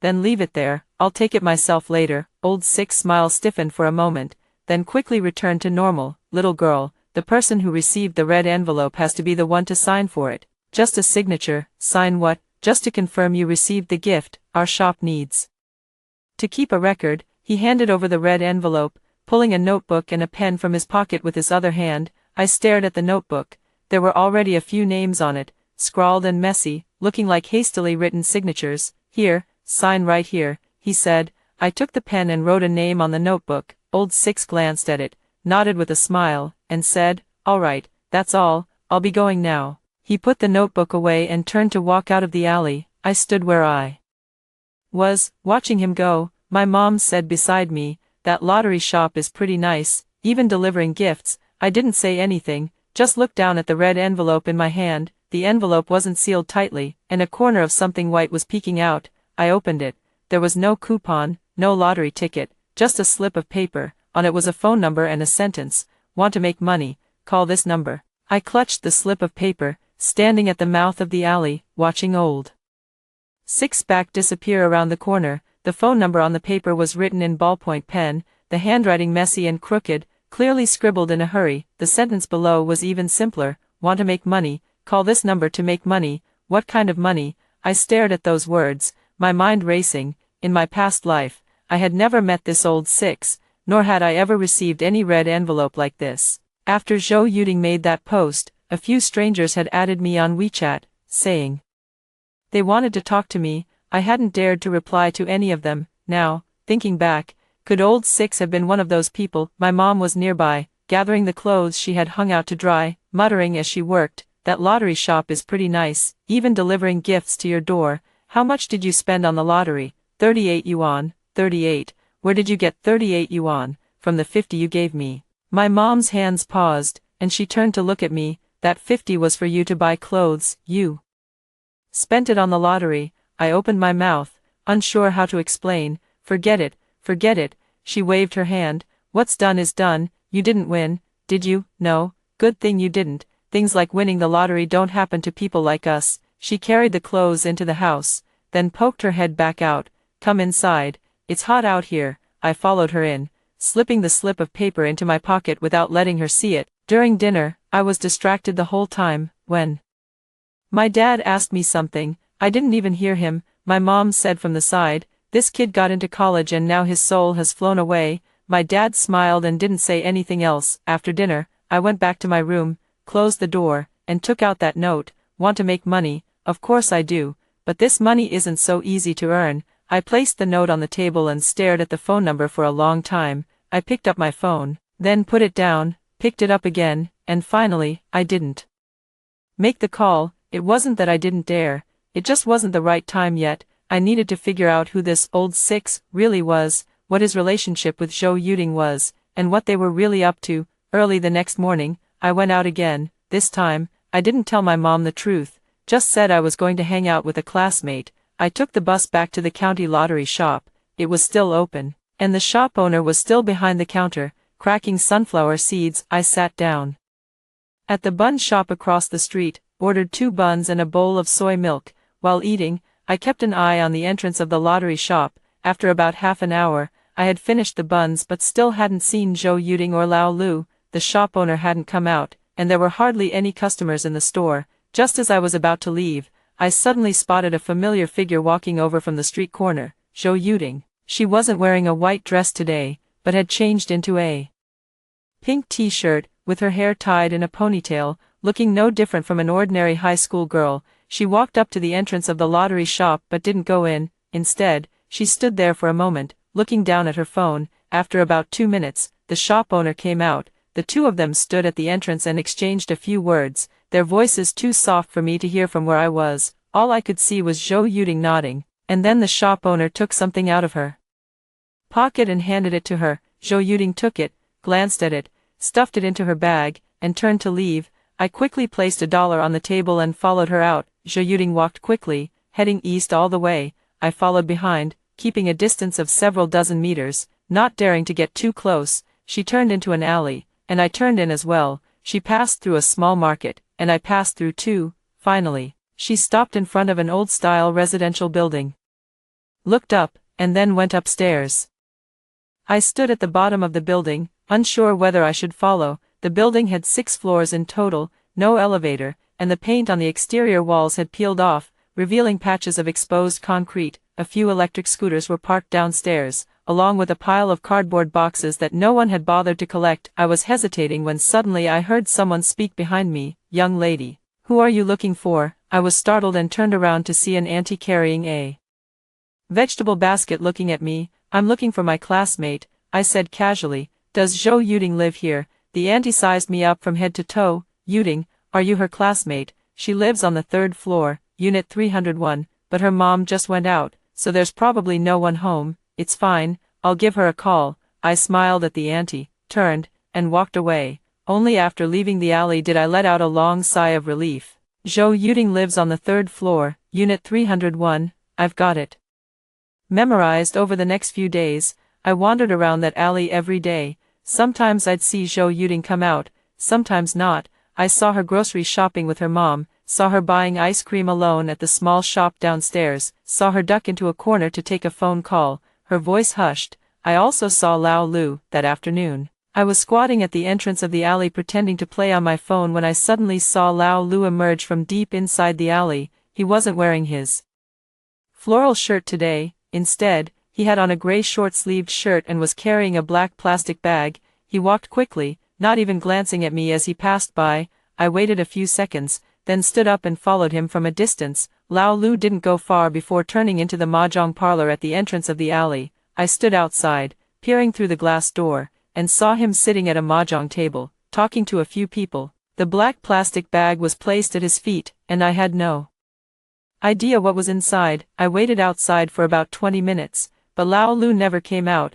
Just as I was about to leave, I suddenly saw a young man walk out of the mahjong parlor and stand at the entrance to smoke. He was in his early 20s, with dyed blonde hair and a gold chain around his neck. He took a few puffs of his cigarette, then turned his head and saw me. "What are you looking at?"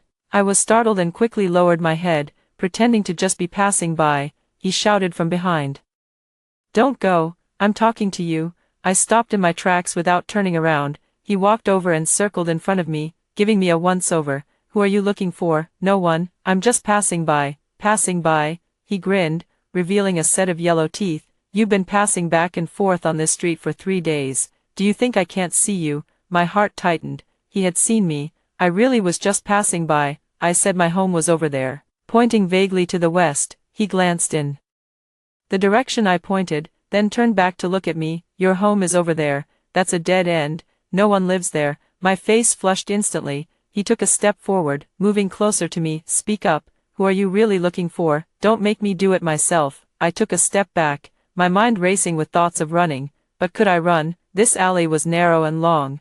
I couldn't outrun him. Shout for help. Would it even help? As we stood at an impasse, the door of the mahjong parlor opened again, and Lao Lu stepped out. Xiao Huang, what's going on? The young man named Xiao Huang turned around. Brother Lu, this girl has been hanging around here for days. I'm asking her what she wants. Lao Lu walked over and saw me, pausing for a moment. It's you?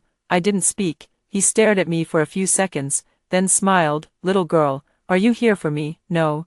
Then why have you been hanging around here every day? I'm looking for a classmate. Looking for which classmate?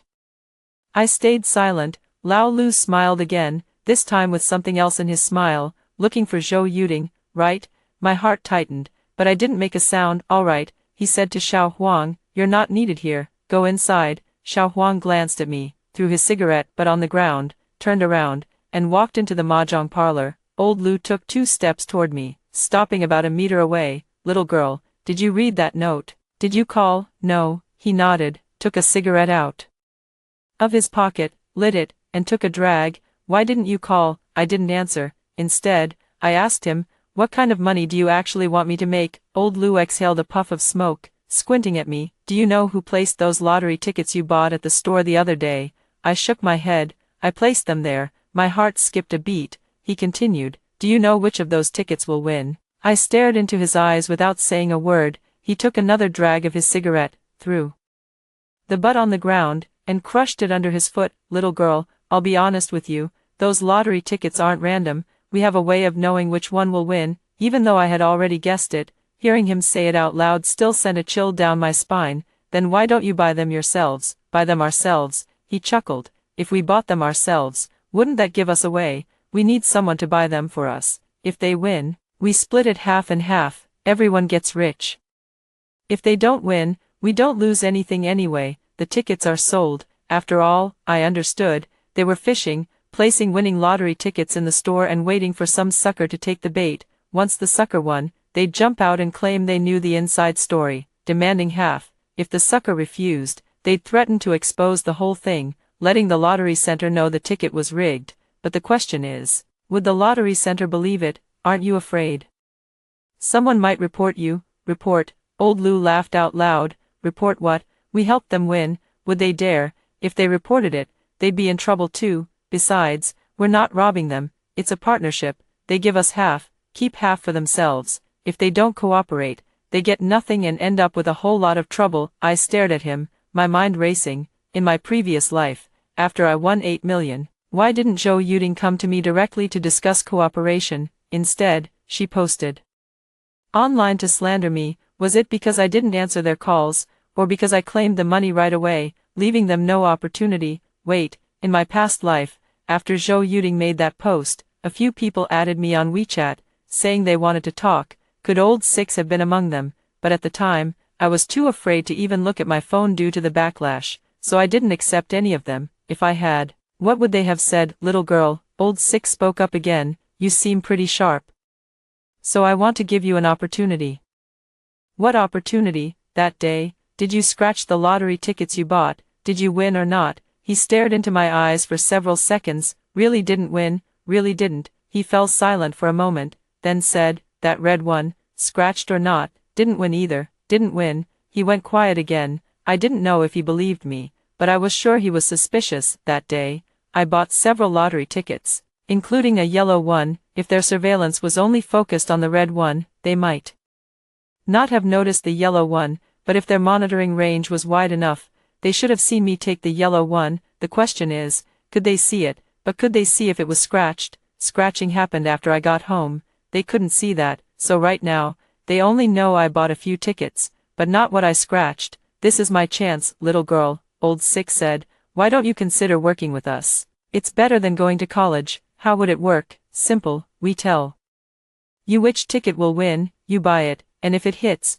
we split it, we take 60%, if it doesn't win, we cover 60% of the ticket cost, 60% of 800 is 480, and 60% of 4 million is 384 million. He opened his mouth and demanded over 3 million, why 60%? Because we provided the information, he said without us. You wouldn't have a single cent. I didn't speak, and he laughed again. Go back and think it over, make that call, but don't take too long, opportunities don't wait. With that, he turned and walked into the mahjong parlor. I stood there, my legs feeling a little weak. So that's how it was. So in my past life, I was the fish they had their eyes on. Zhe Yuding was responsible for getting close to me, and old Six was the one pulling the strings behind the scenes. They made me buy that red ticket, and when I won, they planned to jump out and take their share, but I went and claimed the money directly. And they didn't get the chance, so they changed their approach. They had Zhou Yuding post online to slander me, forcing me to come out and negotiate, but I didn't come out. I hid. I locked myself in my room, afraid to go out, afraid to look at my phone, afraid to see anyone, and then I died, standing at the mouth of the alley. The sun beating down made my scalp tingle, but my whole body felt cold. Given a second chance at life, I can't hide like I did last time. I have to take the initiative. For the next few days, I didn't go back to that alley. I stayed at home, helping my mom with chores, playing chess with my dad, pretending everything was fine. But every night when I lay in bed, I thought about that slip of paper, about what old Six had said, about that yellow ticket still hidden in my pillow. The money hadn't arrived yet. The sports lottery center said it would take 7 business days, and only 4 had passed. Every day, I checked my bank account, checked my messages, hoping that 4 million would be deposited as soon as possible. On the 5th night, I was lying in bed spacing out when my phone suddenly rang. It was an unfamiliar number. I answered. Hello, hello. Is this Zhang Xiaoyu? It was Zhou Yuding. My heart beat a little faster. Yes, it's me. Are you at home? I need to talk to you about something. What is it? It's hard to explain over the phone. I'll come see you tomorrow. You'll be home, right? I thought for a moment and said, yes, all right, I'll come by tomorrow morning. What's your address again? I think it was. I gave her the address. She said, and hung up. I clutched my phone, staring at the ceiling. What did she come to me for? To sound me out, or to lay her cards on the table? Around 9 o'clock the next morning, Zhou Yuding arrived. She was dressed especially beautifully today, wearing light makeup, a floral dress, and carrying a small crossbody bag. When she entered, her smile made her eyes curve into 2 crescent moons. Auntie, hello. She greeted my mom first. I came to play with Xiaoyu. My mom was doing laundry and looked up at her. You're Xiaoyu's classmate. Have a seat. I'll get you some water. Zhou Yuding waved her hand with a smile. No need, Auntie, you're busy, we'll go out for a walk. She grabbed my hand and pulled me out the door. Only after we left the alley did she let go. Your mom is really nice, much better than mine. She blinked, leaning in a little closer. Xiaoyu, I want to ask you something, don't get mad. What is it? That lottery ticket you bought the other day, did it really not win? I looked at her without speaking. She looked back at me, her eyes bright, her expression especially sincere. It didn't win, I said that the red one really didn't win either. It didn't win. He stared into my eyes for several seconds, then suddenly laughed. I was just asking casually, don't overthink it, I just think it's a pity. If we had won, how great would that have been? We could have spent it together. I also smiled and didn't say anything. We walked forward, passing that alley, passing that lottery shop, and arriving at a small park. There weren't many people in the park, only a few elderly playing chess under the shade of the trees. Zhou Yuding found a bench to sit on, patted the spot next to her, and motioned for me to sit as well. I sat down, and she was silent for a moment before speaking. Xiaoyu, how long have we known each other? 3 years. I said that in our first year of high school, we were assigned to the same class, sitting in front and behind each other, and gradually became close. At that time, I thought he was a really good person, cheerful and enthusiastic, always helping me with things. I was bad at math, so he explained problems to me. He was weak in English, so I tutored him. We also ate together, went shopping together, and talked about what universities we wanted to apply to in the future. Back then, I genuinely considered him a friend. 3 years, she sighed. time flies. I didn't say anything. And she turned to look at me. Xiao Yu, I know you might think I'm pretty useless, that after failing the college entrance exam, I can only stay at home. You don't need to comfort me. I know what I'm like. I just have bad luck. I'm not good at studying, my family doesn't have money, and I can't compare to any of you in anything. As she spoke, her eyes grew red. Xiao Yu, you know what? I really envy you. You're a good student. You got into a top university, and you're definitely going to have a good life in the future. I'm not like that. I'll just end up working in a factory, making 2,000 or 3,000 a month, just getting by and waiting to die.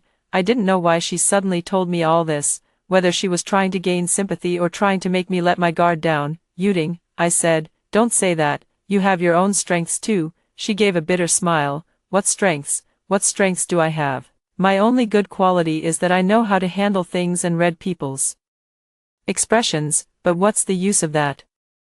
It doesn't put food on the table. She lowered her head and fell silent for a moment, then suddenly looked up at me. Xiao Yu, let me ask you something, don't laugh at me. If one day you suddenly came into a lot of money, like winning the lottery or something, suddenly having 1 million, 10 million, what would you do? My heart skipped a beat. I stared into her eyes, which were no longer teary, but held a light I couldn't understand. I don't know, I haven't thought about it, I said. She pressed further. Well, think about it now. I thought for a moment. I might buy my mom a house, buy my dad a car, and save the rest. She smiled. You're pretty down to earth.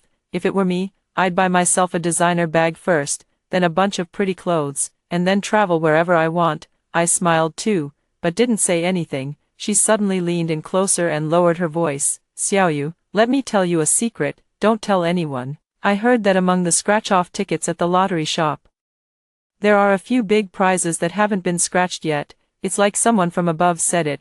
There's inside information. My heart beat even faster. What inside information? Someone knows which one will win, she said, staring into my eyes. Xiao Yu, if you go buy lottery tickets again, remember to call me, we'll buy them together. If we win, we'll split it. Don't worry, I won't take too much. You can have more than half. We're good sisters, we should share the money, right? Half, 2 million. I looked at her face, this face I once trusted. How sincere her smile was, with eyes curved and corners of the mouth lifted, just like a good friend who genuinely cared for me. But I knew that behind this face hid Lao Lu, Xiao Huang, and the entire phishing scheme. I said, do you really believe someone can know which ticket will win? He was stunned for a moment, then laughed. I don't know either, but I heard it from someone. If it's true, why not give it a try? It's not like we're losing anything, I said. If it's really true, why wouldn't that person buy it themselves instead of telling others? He was stunned again,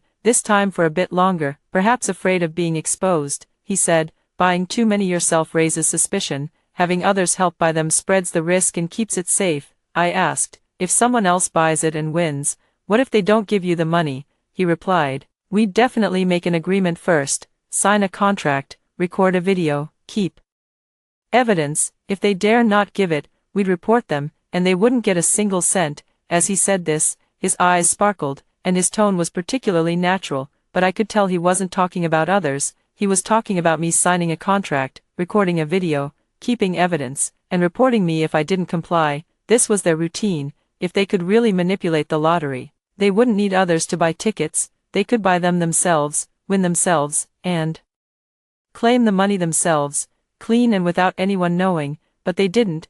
They could only rely on others. Why? Because those lottery tickets couldn't be manipulated, so how could they possibly know which one would win? Suddenly, I remembered a detail. That day, Lao Lu said, we have a way to know which ticket will win, but when he said it, he wasn't looking at me, he was looking at the ground. He was lying, or rather, he was boasting. They had no idea which ticket would win, they just placed a bunch of lottery tickets there for people to buy. When someone won, they'd jump out and claim they had inside information, forcing them to share the money. If no one won, they didn't lose anything either, since the tickets were already sold. This was fraud, pure and simple. But the question was, how did they know who won? Surveillance cameras? No, cameras could only capture who bought the tickets, not who won. Unless someone was watching the lottery shop, waiting for people to scratch off their tickets and observing their reactions. If someone jumped for joy, they'd know they had won. But that day, I scratched my ticket at home, and no one saw me, so how did they know whether I won or not,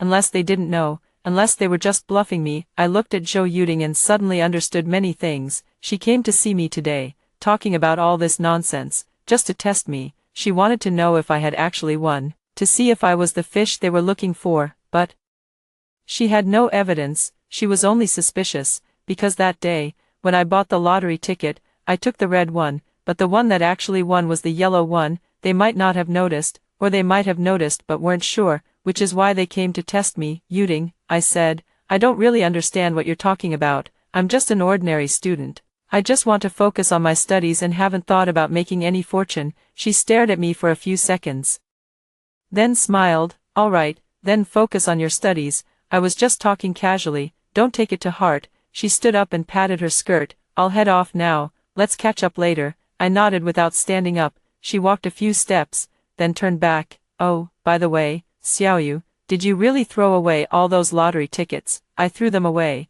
Where did you throw them? In the trash can. She smiled and walked away. I sat on the bench, watching his back disappear at the park entrance. The sun was scorching, making my scalp ache, yet I felt cold all over because of the question he had just asked. Where did you throw them? If he only wanted to test whether I had won the lottery, asking, did you really throw them all away, would have been enough. But he asked, where did you throw them? He wanted to go look, to search through the trash can for my losing ticket, but he didn't know that ticket wasn't in the trash can at all. It was in my pillow. That night, I couldn't sleep. I tossed and turned in bed, replaying Zhou Yuding's words over and over in my mind, along with the look in her eyes when she left. When she asked, where did you throw them? There was a glint in her eyes, like a cat spotting a mouse hole or a dog catching the scent of a bone. She wanted to find that lottery ticket, but she didn't know it wasn't in the trash can. It was in my pillow. I reached out and touched my pillow. The ticket was still there, wrapped in a plastic bag and tucked deep inside the pillowcase. The money had already been deposited, but I still kept this ticket. I didn't know why. I just couldn't bring myself to throw it away. Maybe I wanted to keep it as a memento, as proof that I had been given a second chance at life. The next morning, while I was having breakfast, my phone suddenly rang. It was my mom calling. No, wait, my mom was sitting right across from me, so who was calling? I picked up my phone and saw an unfamiliar number with a local area code. Hello, is this Zhang Xiaoyu? It was a man's voice, sounding somewhat familiar. Yes, this is me. Who are you? It's me, Lao Lu. We've met before. My heart suddenly tightened. What's the matter? Nothing major. Just wanted to ask if Zhou Yuding came to see you yesterday. I didn't say anything. He chuckled on the other end of the line. Don't be nervous. I don't mean anything by it. I just wanted to ask what she said to you. She didn't say much. That can't be right. Didn't she mention anything about the lottery? I stayed silent for a few seconds before replying.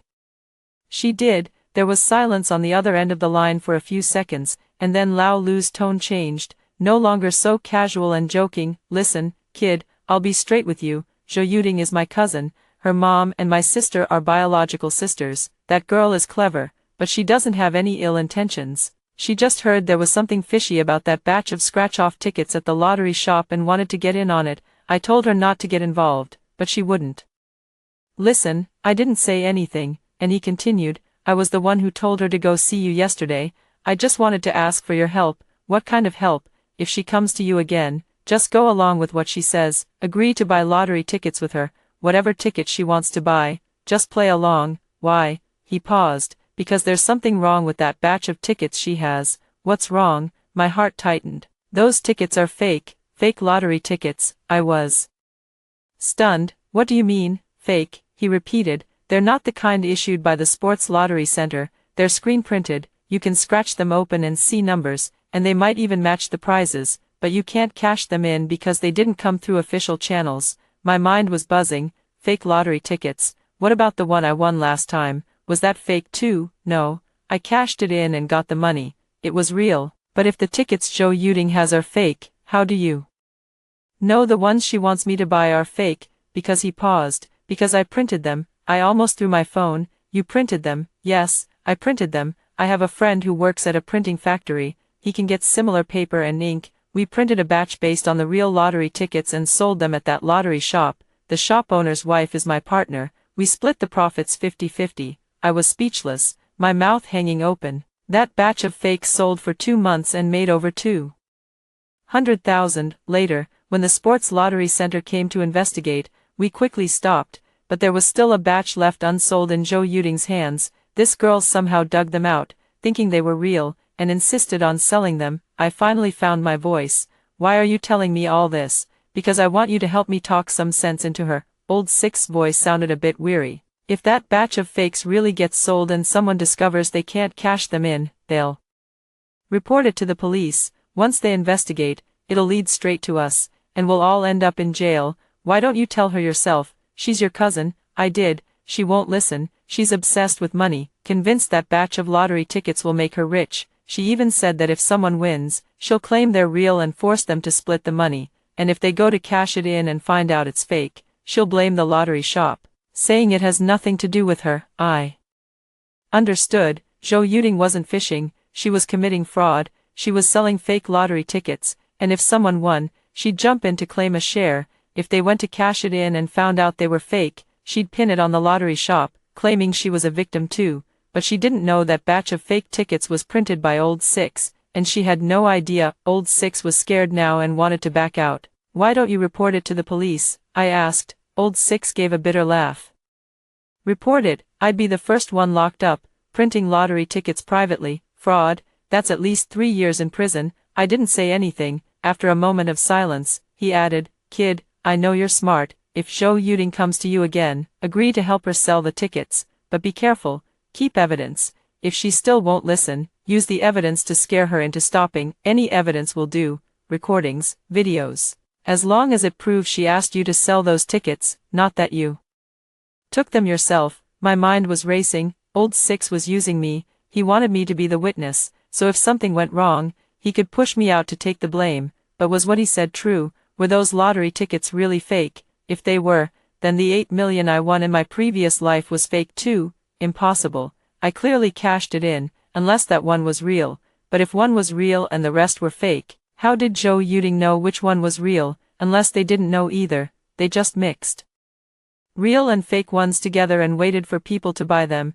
If someone won with a real one, they'd claim it was theirs. If someone won with a fake, they'd blame the lottery shop, covering both ends. I gripped my phone, my palms slick with sweat. Lao Lu spoke again. Little girl, if you help me with this, I won't treat you unfairly. Once it's done, I'll give you 20,000 yuan. 20,000 was pocket change to him, but to me, it was a fortune. Yet I didn't want his money. What I wanted was to make sure Zhou Yuding could never rise again. All right, I said, I agree. After hanging up, I sat on the edge of the bed, lost in thought for a long time. Zhou Yuding, Lao Lu, and the lottery shop owner, one in the open, one in the shadows, and one backing them up from behind. These three together had no idea how many people they had swindled. In my past life, she had ruined me, and in this life, I would make them taste their own medicine every day. I ate, slept, watched TV, chatted with my mom, and helped my dad with chores, pretending as if nothing was wrong.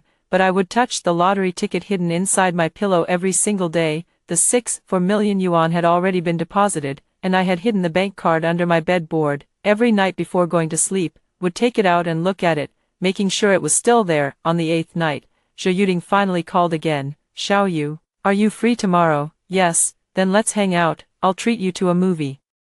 The next afternoon, we met at the entrance of the small cinema in the county town.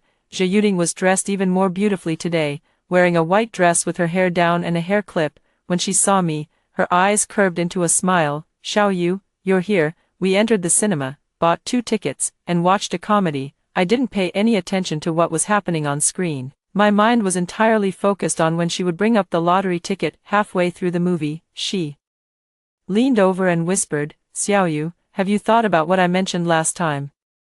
What thing? The lottery tickets. I'm telling you, there's inside information on that batch. I have a friend who knows someone at the lottery shop and knows which ticket will win.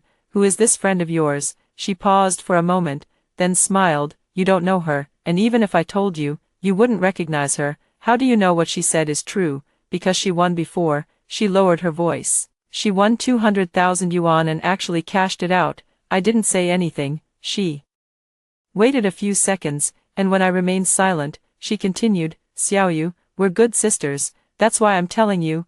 I wouldn't tell anyone else. If you're willing, we can buy them together and split the winnings. Don't worry, I'll cover the cost. You don't have to pay a single cent. That was new. Where did you get the money? I asked. She said she had saved it from odd jobs, a few thousand yuan. A few thousand yuan could buy a lot of lottery tickets, but if those tickets were fake, her few thousand yuan would be completely wasted. Yuding, I said, how long have you known this friend? Quite a while, 2 or 3 years. Is she reliable? Reliable, very reliable. She's helped me out several times before, and nothing ever went wrong. I stared into her eyes.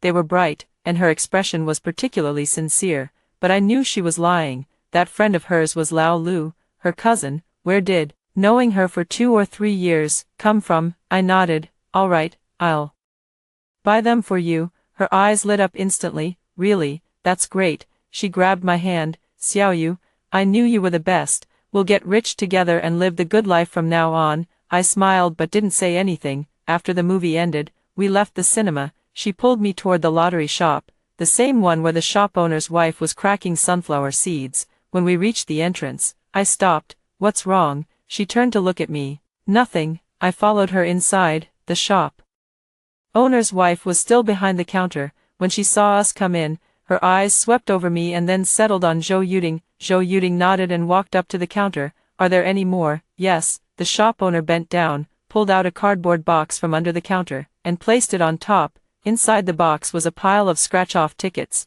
red, green, yellow, blue, looking almost indistinguishable from real ones. Zhou Yuding pushed the box toward me. Xiaoyu, you pick. I looked at those lottery tickets, red, green, yellow, blue, and spotted a yellow one exactly like the one hidden in my pillow.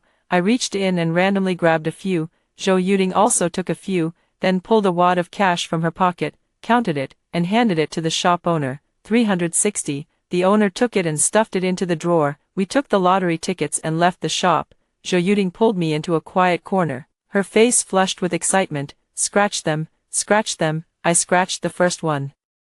No win. The second one. No win. The third one. Still no win. Zhou Yuding started scratching hers too. She scratched one and tossed it aside, her expression growing darker with each one. By the last ticket, her hands were trembling. She scratched it.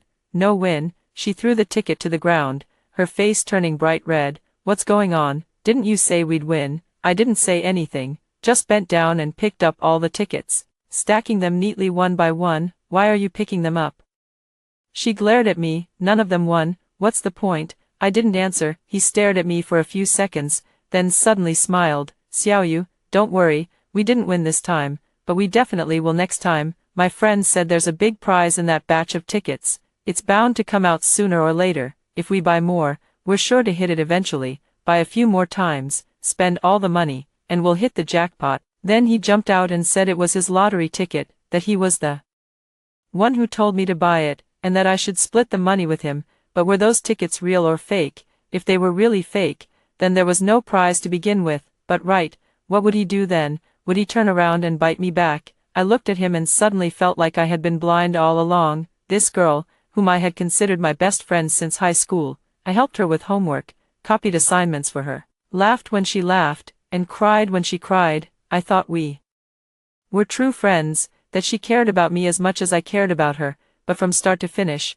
she was just using me. Yuding, I said, you just lost a few hundred yuan like that, doesn't it hurt? She paused for a moment, then smiled. Why would it hurt? It's not the first time. Let me tell you, I've bought tickets several times before and never won, but I won't give up. I believe one day I'll hit the jackpot. Hearing this from someone who sells fake lottery tickets was truly ironic. Yuding, why didn't your friend come today? She's busy. With what? Why do you care what she's doing? Her tone grew a bit impatient. Xiaoyu, stop asking so many questions, just trust me. After we parted ways, I didn't go home. Instead, I sat down at the steamed bun shop across from the lottery store and ordered a bowl of soy milk. Halfway through drinking it, I saw Lao Lu walking over from the street corner. He stopped at the entrance of the lottery store, didn't go in, just glanced inside, and then continued walking. I put down my soy milk and followed him. He walked quickly, turning several corners before finally entering a small restaurant. I waited outside for a while, then went in as well. The restaurant was nearly empty. he was sitting by the window with a plate of peanuts and a bottle of beer in front of him. I walked over and sat down across from him. He looked up, saw it was me, and froze for a moment. "What are you doing here?" "Just wanted to chat." He stared at me for a few seconds, then smiled. "Chat about what?" "About those fake lottery tickets." His smile stiffened for a moment but quickly returned to normal. "What fake lottery tickets?" "I don't know what you're talking about." "You don't?" I took out the lottery tickets I had just bought from my pocket and placed them on the table. "Did you print these?" He looked at the tickets but didn't say a word. I continued. "Zhou Yuding took me to buy them today. All 360 yuan gone, and not a single win. She said you told her there's a big prize in that batch of tickets." Lao Lu's expression changed. "She really said that?" "Yes." He fell silent for a moment, then picked up his glass and took a big gulp. "That girl just won't give up until she hits a wall. Didn't you ask me to talk her out of it?" "I tried today, but it didn't work. She doesn't believe me." Old Sick sighed. "He's been like this since he was a kid. Once he sets his mind on something, 10 oxen couldn't pull him back. His mother couldn't control him, and I certainly can't." "So what do you want to do?" He looked at me, his expression a bit complicated. "Little girl, why are you getting involved in this?" I thought for a moment and said, "Because he screwed me over before." "Screwed you over? How?" I didn't answer. He waited a few seconds, and when he saw I wasn't going to speak, he didn't press further. "All right, since you're willing to help, I won't hide it from you. The wholesale price." A total of 5,000 lottery tickets were printed, over 3,000 were sold, and there are still more than 1,000 left, all in Zhou Yuding's hands. Old Sick said. "She treats those tickets like treasures, dreaming of getting rich off them every day. Can those tickets be redeemed?" "No." He shook his head. "They're all fake, not a single real one." "What if someone wins and tries to redeem them?" "They can't. The sports lottery center will know they're fake as soon as they scan the barcode. Once they report it to the police and investigate, they'll trace it back to us." "Aren't you afraid?" "What's the use of being afraid?" Old Six forced a bitter smile. "The deed is already done. We can only grit our teeth and keep going. Right now, I just hope Zhou Yuding throws those lottery tickets away quickly and doesn't cause any more trouble." I stared at him, and a thought suddenly popped into my head. What if someone takes those tickets to the police? He froze.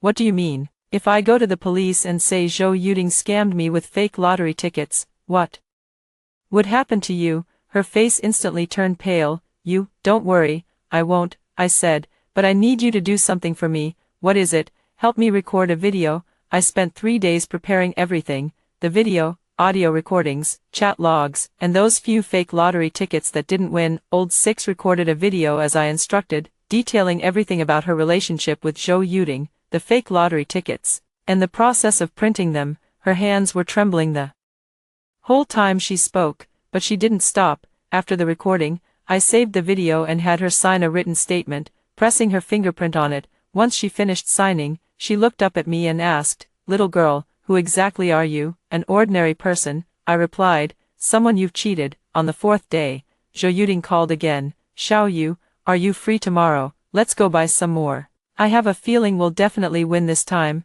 I said okay. The next day, we went back to that lottery shop. Same owner, same cardboard box, same colorful lottery tickets. Zhou Yuding brought 1,000 yuan this time, saying she had saved it for a long time. She picked a bunch, and I picked a few as well. We scratched them off, and none of them won. Zhou Yuding's face turned grim, but she held back her anger. "It's fine, we'll definitely win next time," I said. "Have you ever thought that these lottery tickets might be problematic?" She turned to look at me sharply. "What problem?" "They might be fake." Her expression changed instantly. "What are you talking about?" "I'm not talking nonsense. I took a few lottery tickets out of my pocket. I took these back and checked them. The barcodes don't match." Her eyes widened, and her lips moved, but no words came out. "Yuding, is your friend named Old Six?" Her face turned even paler. "She told me," I continued, "that she printed those lottery tickets, and they're all fake. She asked me to persuade you to stop selling them." "You're lying." Her voice changed. "Old Six is my cousin. She wouldn't harm me." "She's not harming you, she's helping you." I looked at her. "She's afraid you'll get into trouble, afraid you'll get arrested. Those lottery tickets really are fake, and selling them could land you in jail." Zhou Yuding stood there motionless. After a long while, she finally spoke, her voice trembling violently. "Do you have proof?" "Yes." I took out my phone, opened the video, and handed it to her. She took it, and as she Watched, tears began to fall. After the video finished playing, she looked up at me, her face covered in tears. She really said that. She handed the phone back to me, squatted on the ground, buried her head in her hands, and cried so hard her whole body shook. I stood beside her, watching her cry. In my previous life, when I was cyberbullied, I cried like this too, hiding under the covers on my dorm bed, crying until I couldn't breathe. Back then, I thought, if only someone could help me. If only someone could pull me up, but no one helped me, everyone cursed me. Now it was her turn. She looked up at me, her face streaked with tears. Xiaoyu, can you help me? I don't want to go to jail. Looking at her red eyes and tear-stained face, all I could think of were the hateful comments from my past life, the foot-washing water splashed at my door, and the classmates who whispered behind my back. I remembered how I curled up on my bed, how my mother cried until she was unrecognizable when she came to see me, how my father's hair turned white overnight. Did they ever think of helping me? No, they just wanted me dead. Yuding, I said, do you know why I'm helping you? She shook her head. Because you once screwed me over. She froze. When did I ever screw you over? I looked at her and said nothing. She waited a few seconds, and when I remained silent, her expression slowly changed, from pitiful to confused, then from confused to fearful. Xiaoyu, you, who exactly are you? I smiled. I'm Zhang Xiaoyu, your best friend. She stared at me, her eyes filled with terror. I didn't say anything more and turned to leave. 5. On the day the money arrived, I was at home helping my mother peel garlic when my phone suddenly rang. It was a bank notification. I opened it, and my heart nearly jumped out of my throat. Your bank card ending in 3872 received a deposit of 64 million renminbi at 10:23 on August 27. Balance, RMB 64,031, 273. 4. I stared at the string of numbers and counted it 3 times to make sure I hadn't made a mistake. What's wrong? My mother asked beside me. Who sent the message? No one. I quickly put my phone away. Just spam. My mother didn't ask further and continued peeling garlic. I put down the garlic in my hand, stood up, and walked into the yard. The sun was scorching, burning my scalp, but I stood there motionless, letting the sun beat down on me. 6.4 million. I have 6.4 million. My mom is still in the house peeling garlic. She doesn't know. My dad went to work in the fields. He doesn't know either. In this world, only I know that there's 6.4 million lying in the bank card under my pillow. I want to cry, and I want to laugh. In my previous life, I won 8 million, but before I could even feel happy, I was stunned by Zhou Yuding's post. I didn't spend a single cent of that money. It all went into lawsuits and medical bills. By the time I died, there were only a few thousand left in the bank card. This life is different. The money is lying quietly in the bank card. No one knows, no one is coming to take it. Zhou Yuding is busy dealing with her fake lottery tickets and doesn't have time to come after me. Lao Lu disappeared after recording that video. No one knows where he's hiding. I heard the lottery shop owner's wife closed her shop too, with a "for transfer" notice pasted on the door. Everything is moving in a good direction, but I still don't dare touch that money. It's not that I don't want to spend it, I just don't know how to spend it. Suddenly, having so much money, I'm afraid of showing off my wealth, afraid of being targeted, afraid of attracting a second Zhou Yuding. I stood in the yard for over 10 minutes until my mom called me in for dinner. During the meal, I looked at the dishes on the table, a plate of stir-fried shredded potatoes, a plate of scrambled eggs with tomatoes, and a bowl of seaweed egg drop soup. My mom was still chattering, when you go to college, I won't farm anymore, I'll go to the city to find work and earn some money to support your studies. My dad was eating silently beside her, not saying a word. I opened my mouth to say, Mom, our family has money now, you don't have to go to work, but the words got stuck in my throat. I couldn't say it, at least not now. After dinner, I helped my mom clean up the dishes. She washed, and I dried them beside her. As I was drying, I suddenly said, Mom, let's go to the provincial capital for a trip in a couple of days. My mom was stunned. What for? Just for fun, I said. Haven't you always wanted to see the provincial capital? What's there to see? My mom put the bowl in the sink. How much would that cost? No, I'll pay. Where did you get the money? I saved it from working. My mom glanced at me and didn't say anything. After a long while, she finally said, All right then, we'll talk about it when your dad has time. I knew she was just brushing me off. When he has time, that day would never come, not even in a million years, but I didn't say anything more. At the beginning of September, school started. I boarded the train to the provincial capital, and my mom saw me off at the station, her eyes brimming with tears. I said, "Mom, don't cry, I'll be back for the holidays." She replied, "All right, take good care of yourself out there." As the train started moving, I watched the platform grow smaller and smaller outside the window, thinking to myself, "Mom, just wait a little longer, soon, I'll make sure you live a good life." When I arrived at the university, I completed the enrollment procedures and moved into the dormitory. All 4 of us in the dorm were freshmen, and they were all quite friendly, helping me make my bed, showing me around campus, and even taking me to the cafeteria for meals. I chatted and laughed with them, appearing no different from any other ordinary freshman, but I knew I wasn't like them. They were worried about whether their living expenses would be enough, while I was worried about how to spend 4 million yuan. They were asking around for places to work and earn money, while I was thinking about how to transfer the money to my mom without anyone noticing. In the second week of the semester, I found an opportunity to open a new bank card at a bank near the campus. I then split the 4 million into 2 parts, 4 million transferred to the new card, and the remaining 4 million left in the original card. The new card was registered under my mom's name. I held it in my hand for a long time, thinking I'd give it to her when I went home the following month. Days passed one by one, attending classes, eating, sleeping, chatting with my roommates. I tried my best to appear like an ordinary freshman. I studied hard, tried to fit in, and made an effort not to think about all the messy things. I thought everything was over, but one night in mid-October, I received a phone call from an unfamiliar number with the area code of my hometown county. I answered. "Hello," a female voice came through, sounding somewhat familiar, but I couldn't place it right away. "Who is this?" "Hello." As soon as I answered, a cold female voice came from the other end. "Zhang Xiaoyu, right?" My heart tightened. "Auntie, is there something you need?" It was Zhou Yuding's mother. "I'm asking you, did you call the police on Yuding?" "I didn't." "If you didn't, then why did the police come looking for her?" "I don't know, I really didn't call the police." There was silence on the other end of the line for a few seconds, then her voice suddenly sharpened. "Stop pretending, Yuding told me everything. It was you recorded that video, made her cousin sign and fingerprint it, then took it to the police. You wanted to ruin her." I gripped the phone, my palms starting to sweat. "Auntie, I really didn't call the police. I admit I recorded the video, but I haven't shown it to anyone. How the police found her, I really don't know." She cursed at me over the phone, saying the worst things imaginable.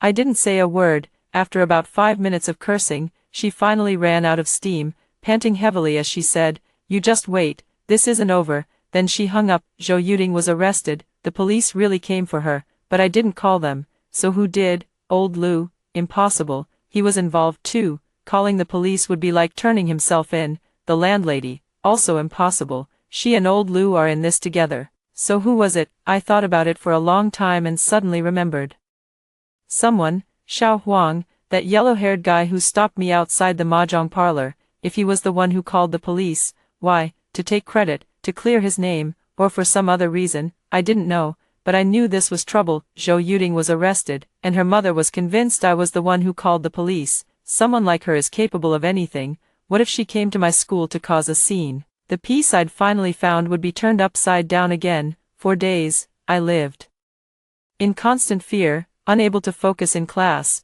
When my roommate asked what was wrong, I said it was nothing, just a bit homesick.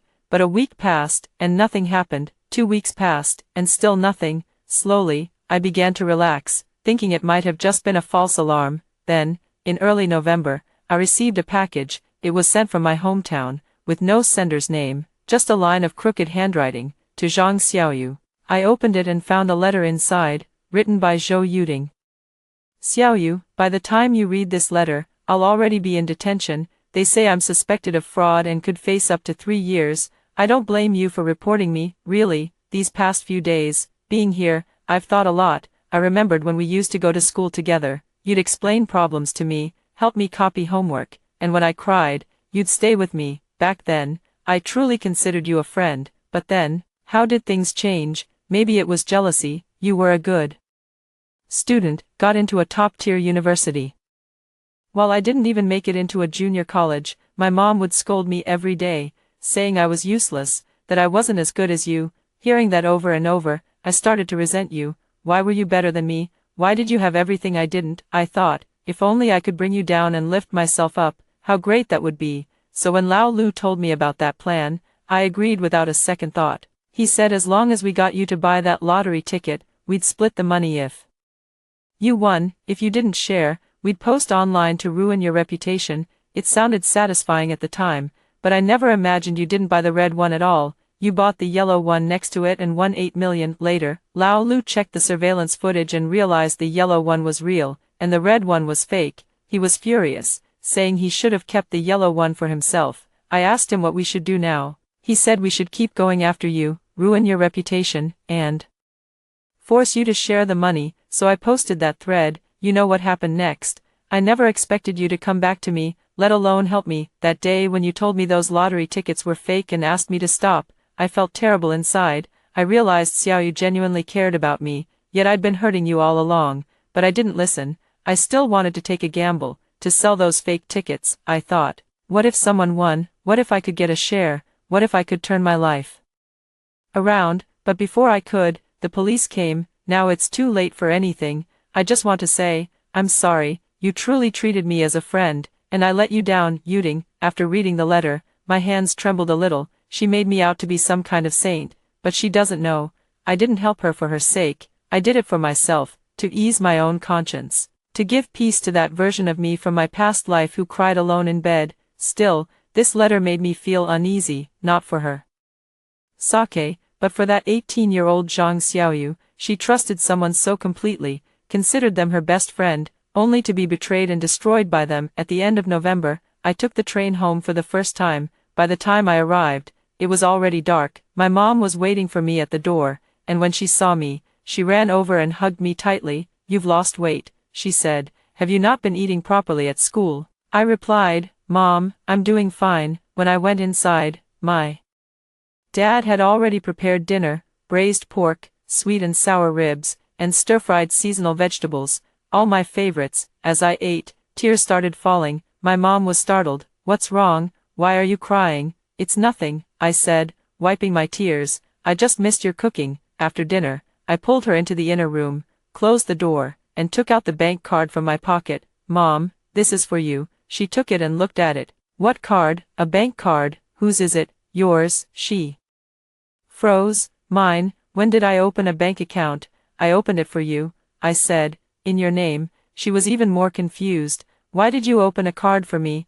I looked into her eyes and took a deep breath. Mom, there's money in the card. How much? 4 million. Her eyes widened like copper bells, her mouth agape, and for a long time, she couldn't speak. After a while, she finally spoke, her voice trembling. Where did you get so much money? I won the lottery, I said, with the 50 yuan you gave me that day. I bought a lottery ticket and won. She stood there, motionless. I continued, I won 8 million, and after taxes, there's 4 million left. I kept 4 million for myself, and this 4 million is for you and Dad. She opened her mouth but couldn't speak. Then, she suddenly reached out and hugged me tightly. My daughter. Her voice trembled violently. My daughter, you've suffered.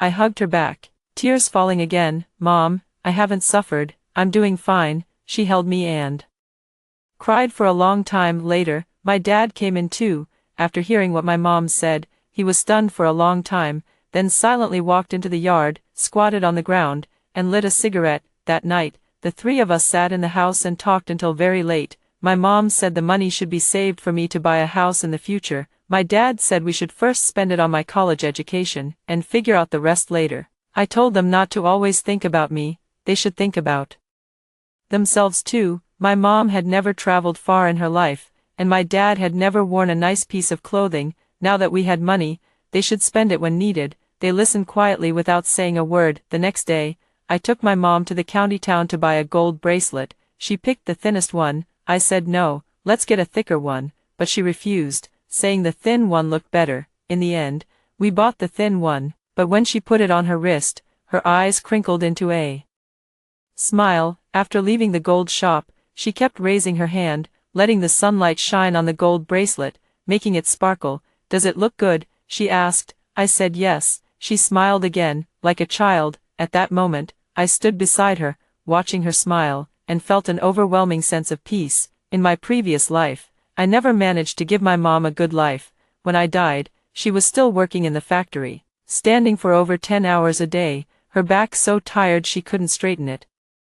This life is different, she doesn't have to work in the factory anymore, she can wear her gold bracelet every day, go wherever she wants, and buy whatever she likes. That's the meaning of my second chance at life. I boarded the train with that bag of things and sat by the window, watching my parents on the platform. They stood there, looking at me the whole time. When the train started moving, my mom waved, but my dad didn't move. He just stood there, watching the train slowly pull away. As their figures grew smaller and smaller, my eyes welled up with tears again. It wasn't until the train had traveled far into the distance that I finally looked away, leaning back in my seat and closing my eyes. I suddenly remembered the last sentence in Zhou Yuding's letter. You truly treated me as a friend, and I'm sorry. I thought to myself, she might never know that I helped her, not to forgive her, but to free myself. That 18-year-old Zhang Xiaoyu was cyberbullied for 4 years and eventually died in a rented apartment. Now, Zhang Xiaoyu sits on a train heading back to school, with 4 million yuan in her bank card and another 4 million yuan at home waiting for my mom to spend.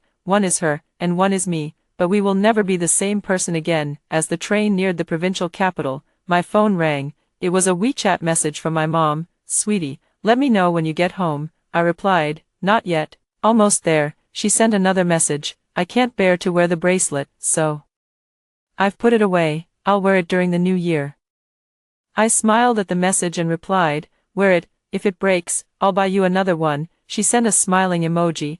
I put my phone away and looked out the window. Fields, villages, distant mountains, and nearby trees passed by in patches. Sunlight streamed through the window, warming my face. Suddenly, I remembered the feeling I had that day standing outside the bank. The sun had been just as bright, so glaring it was hard to keep my eyes open. But that day, it felt harsh, while today it felt warm. Maybe this is what it feels like to be reborn. Not the money, not the revenge, not the scheming and caution. It's just this moment, sitting on the train, watching the scenery outside, knowing someone is waiting for me to come home. It's good to be alive. After hearing the story above, what are your thoughts? Feel free to share your opinions in the comments section. Looking forward to hearing from you. If you liked this story, don't forget to like it, share it, and subscribe to my channel. See you next time.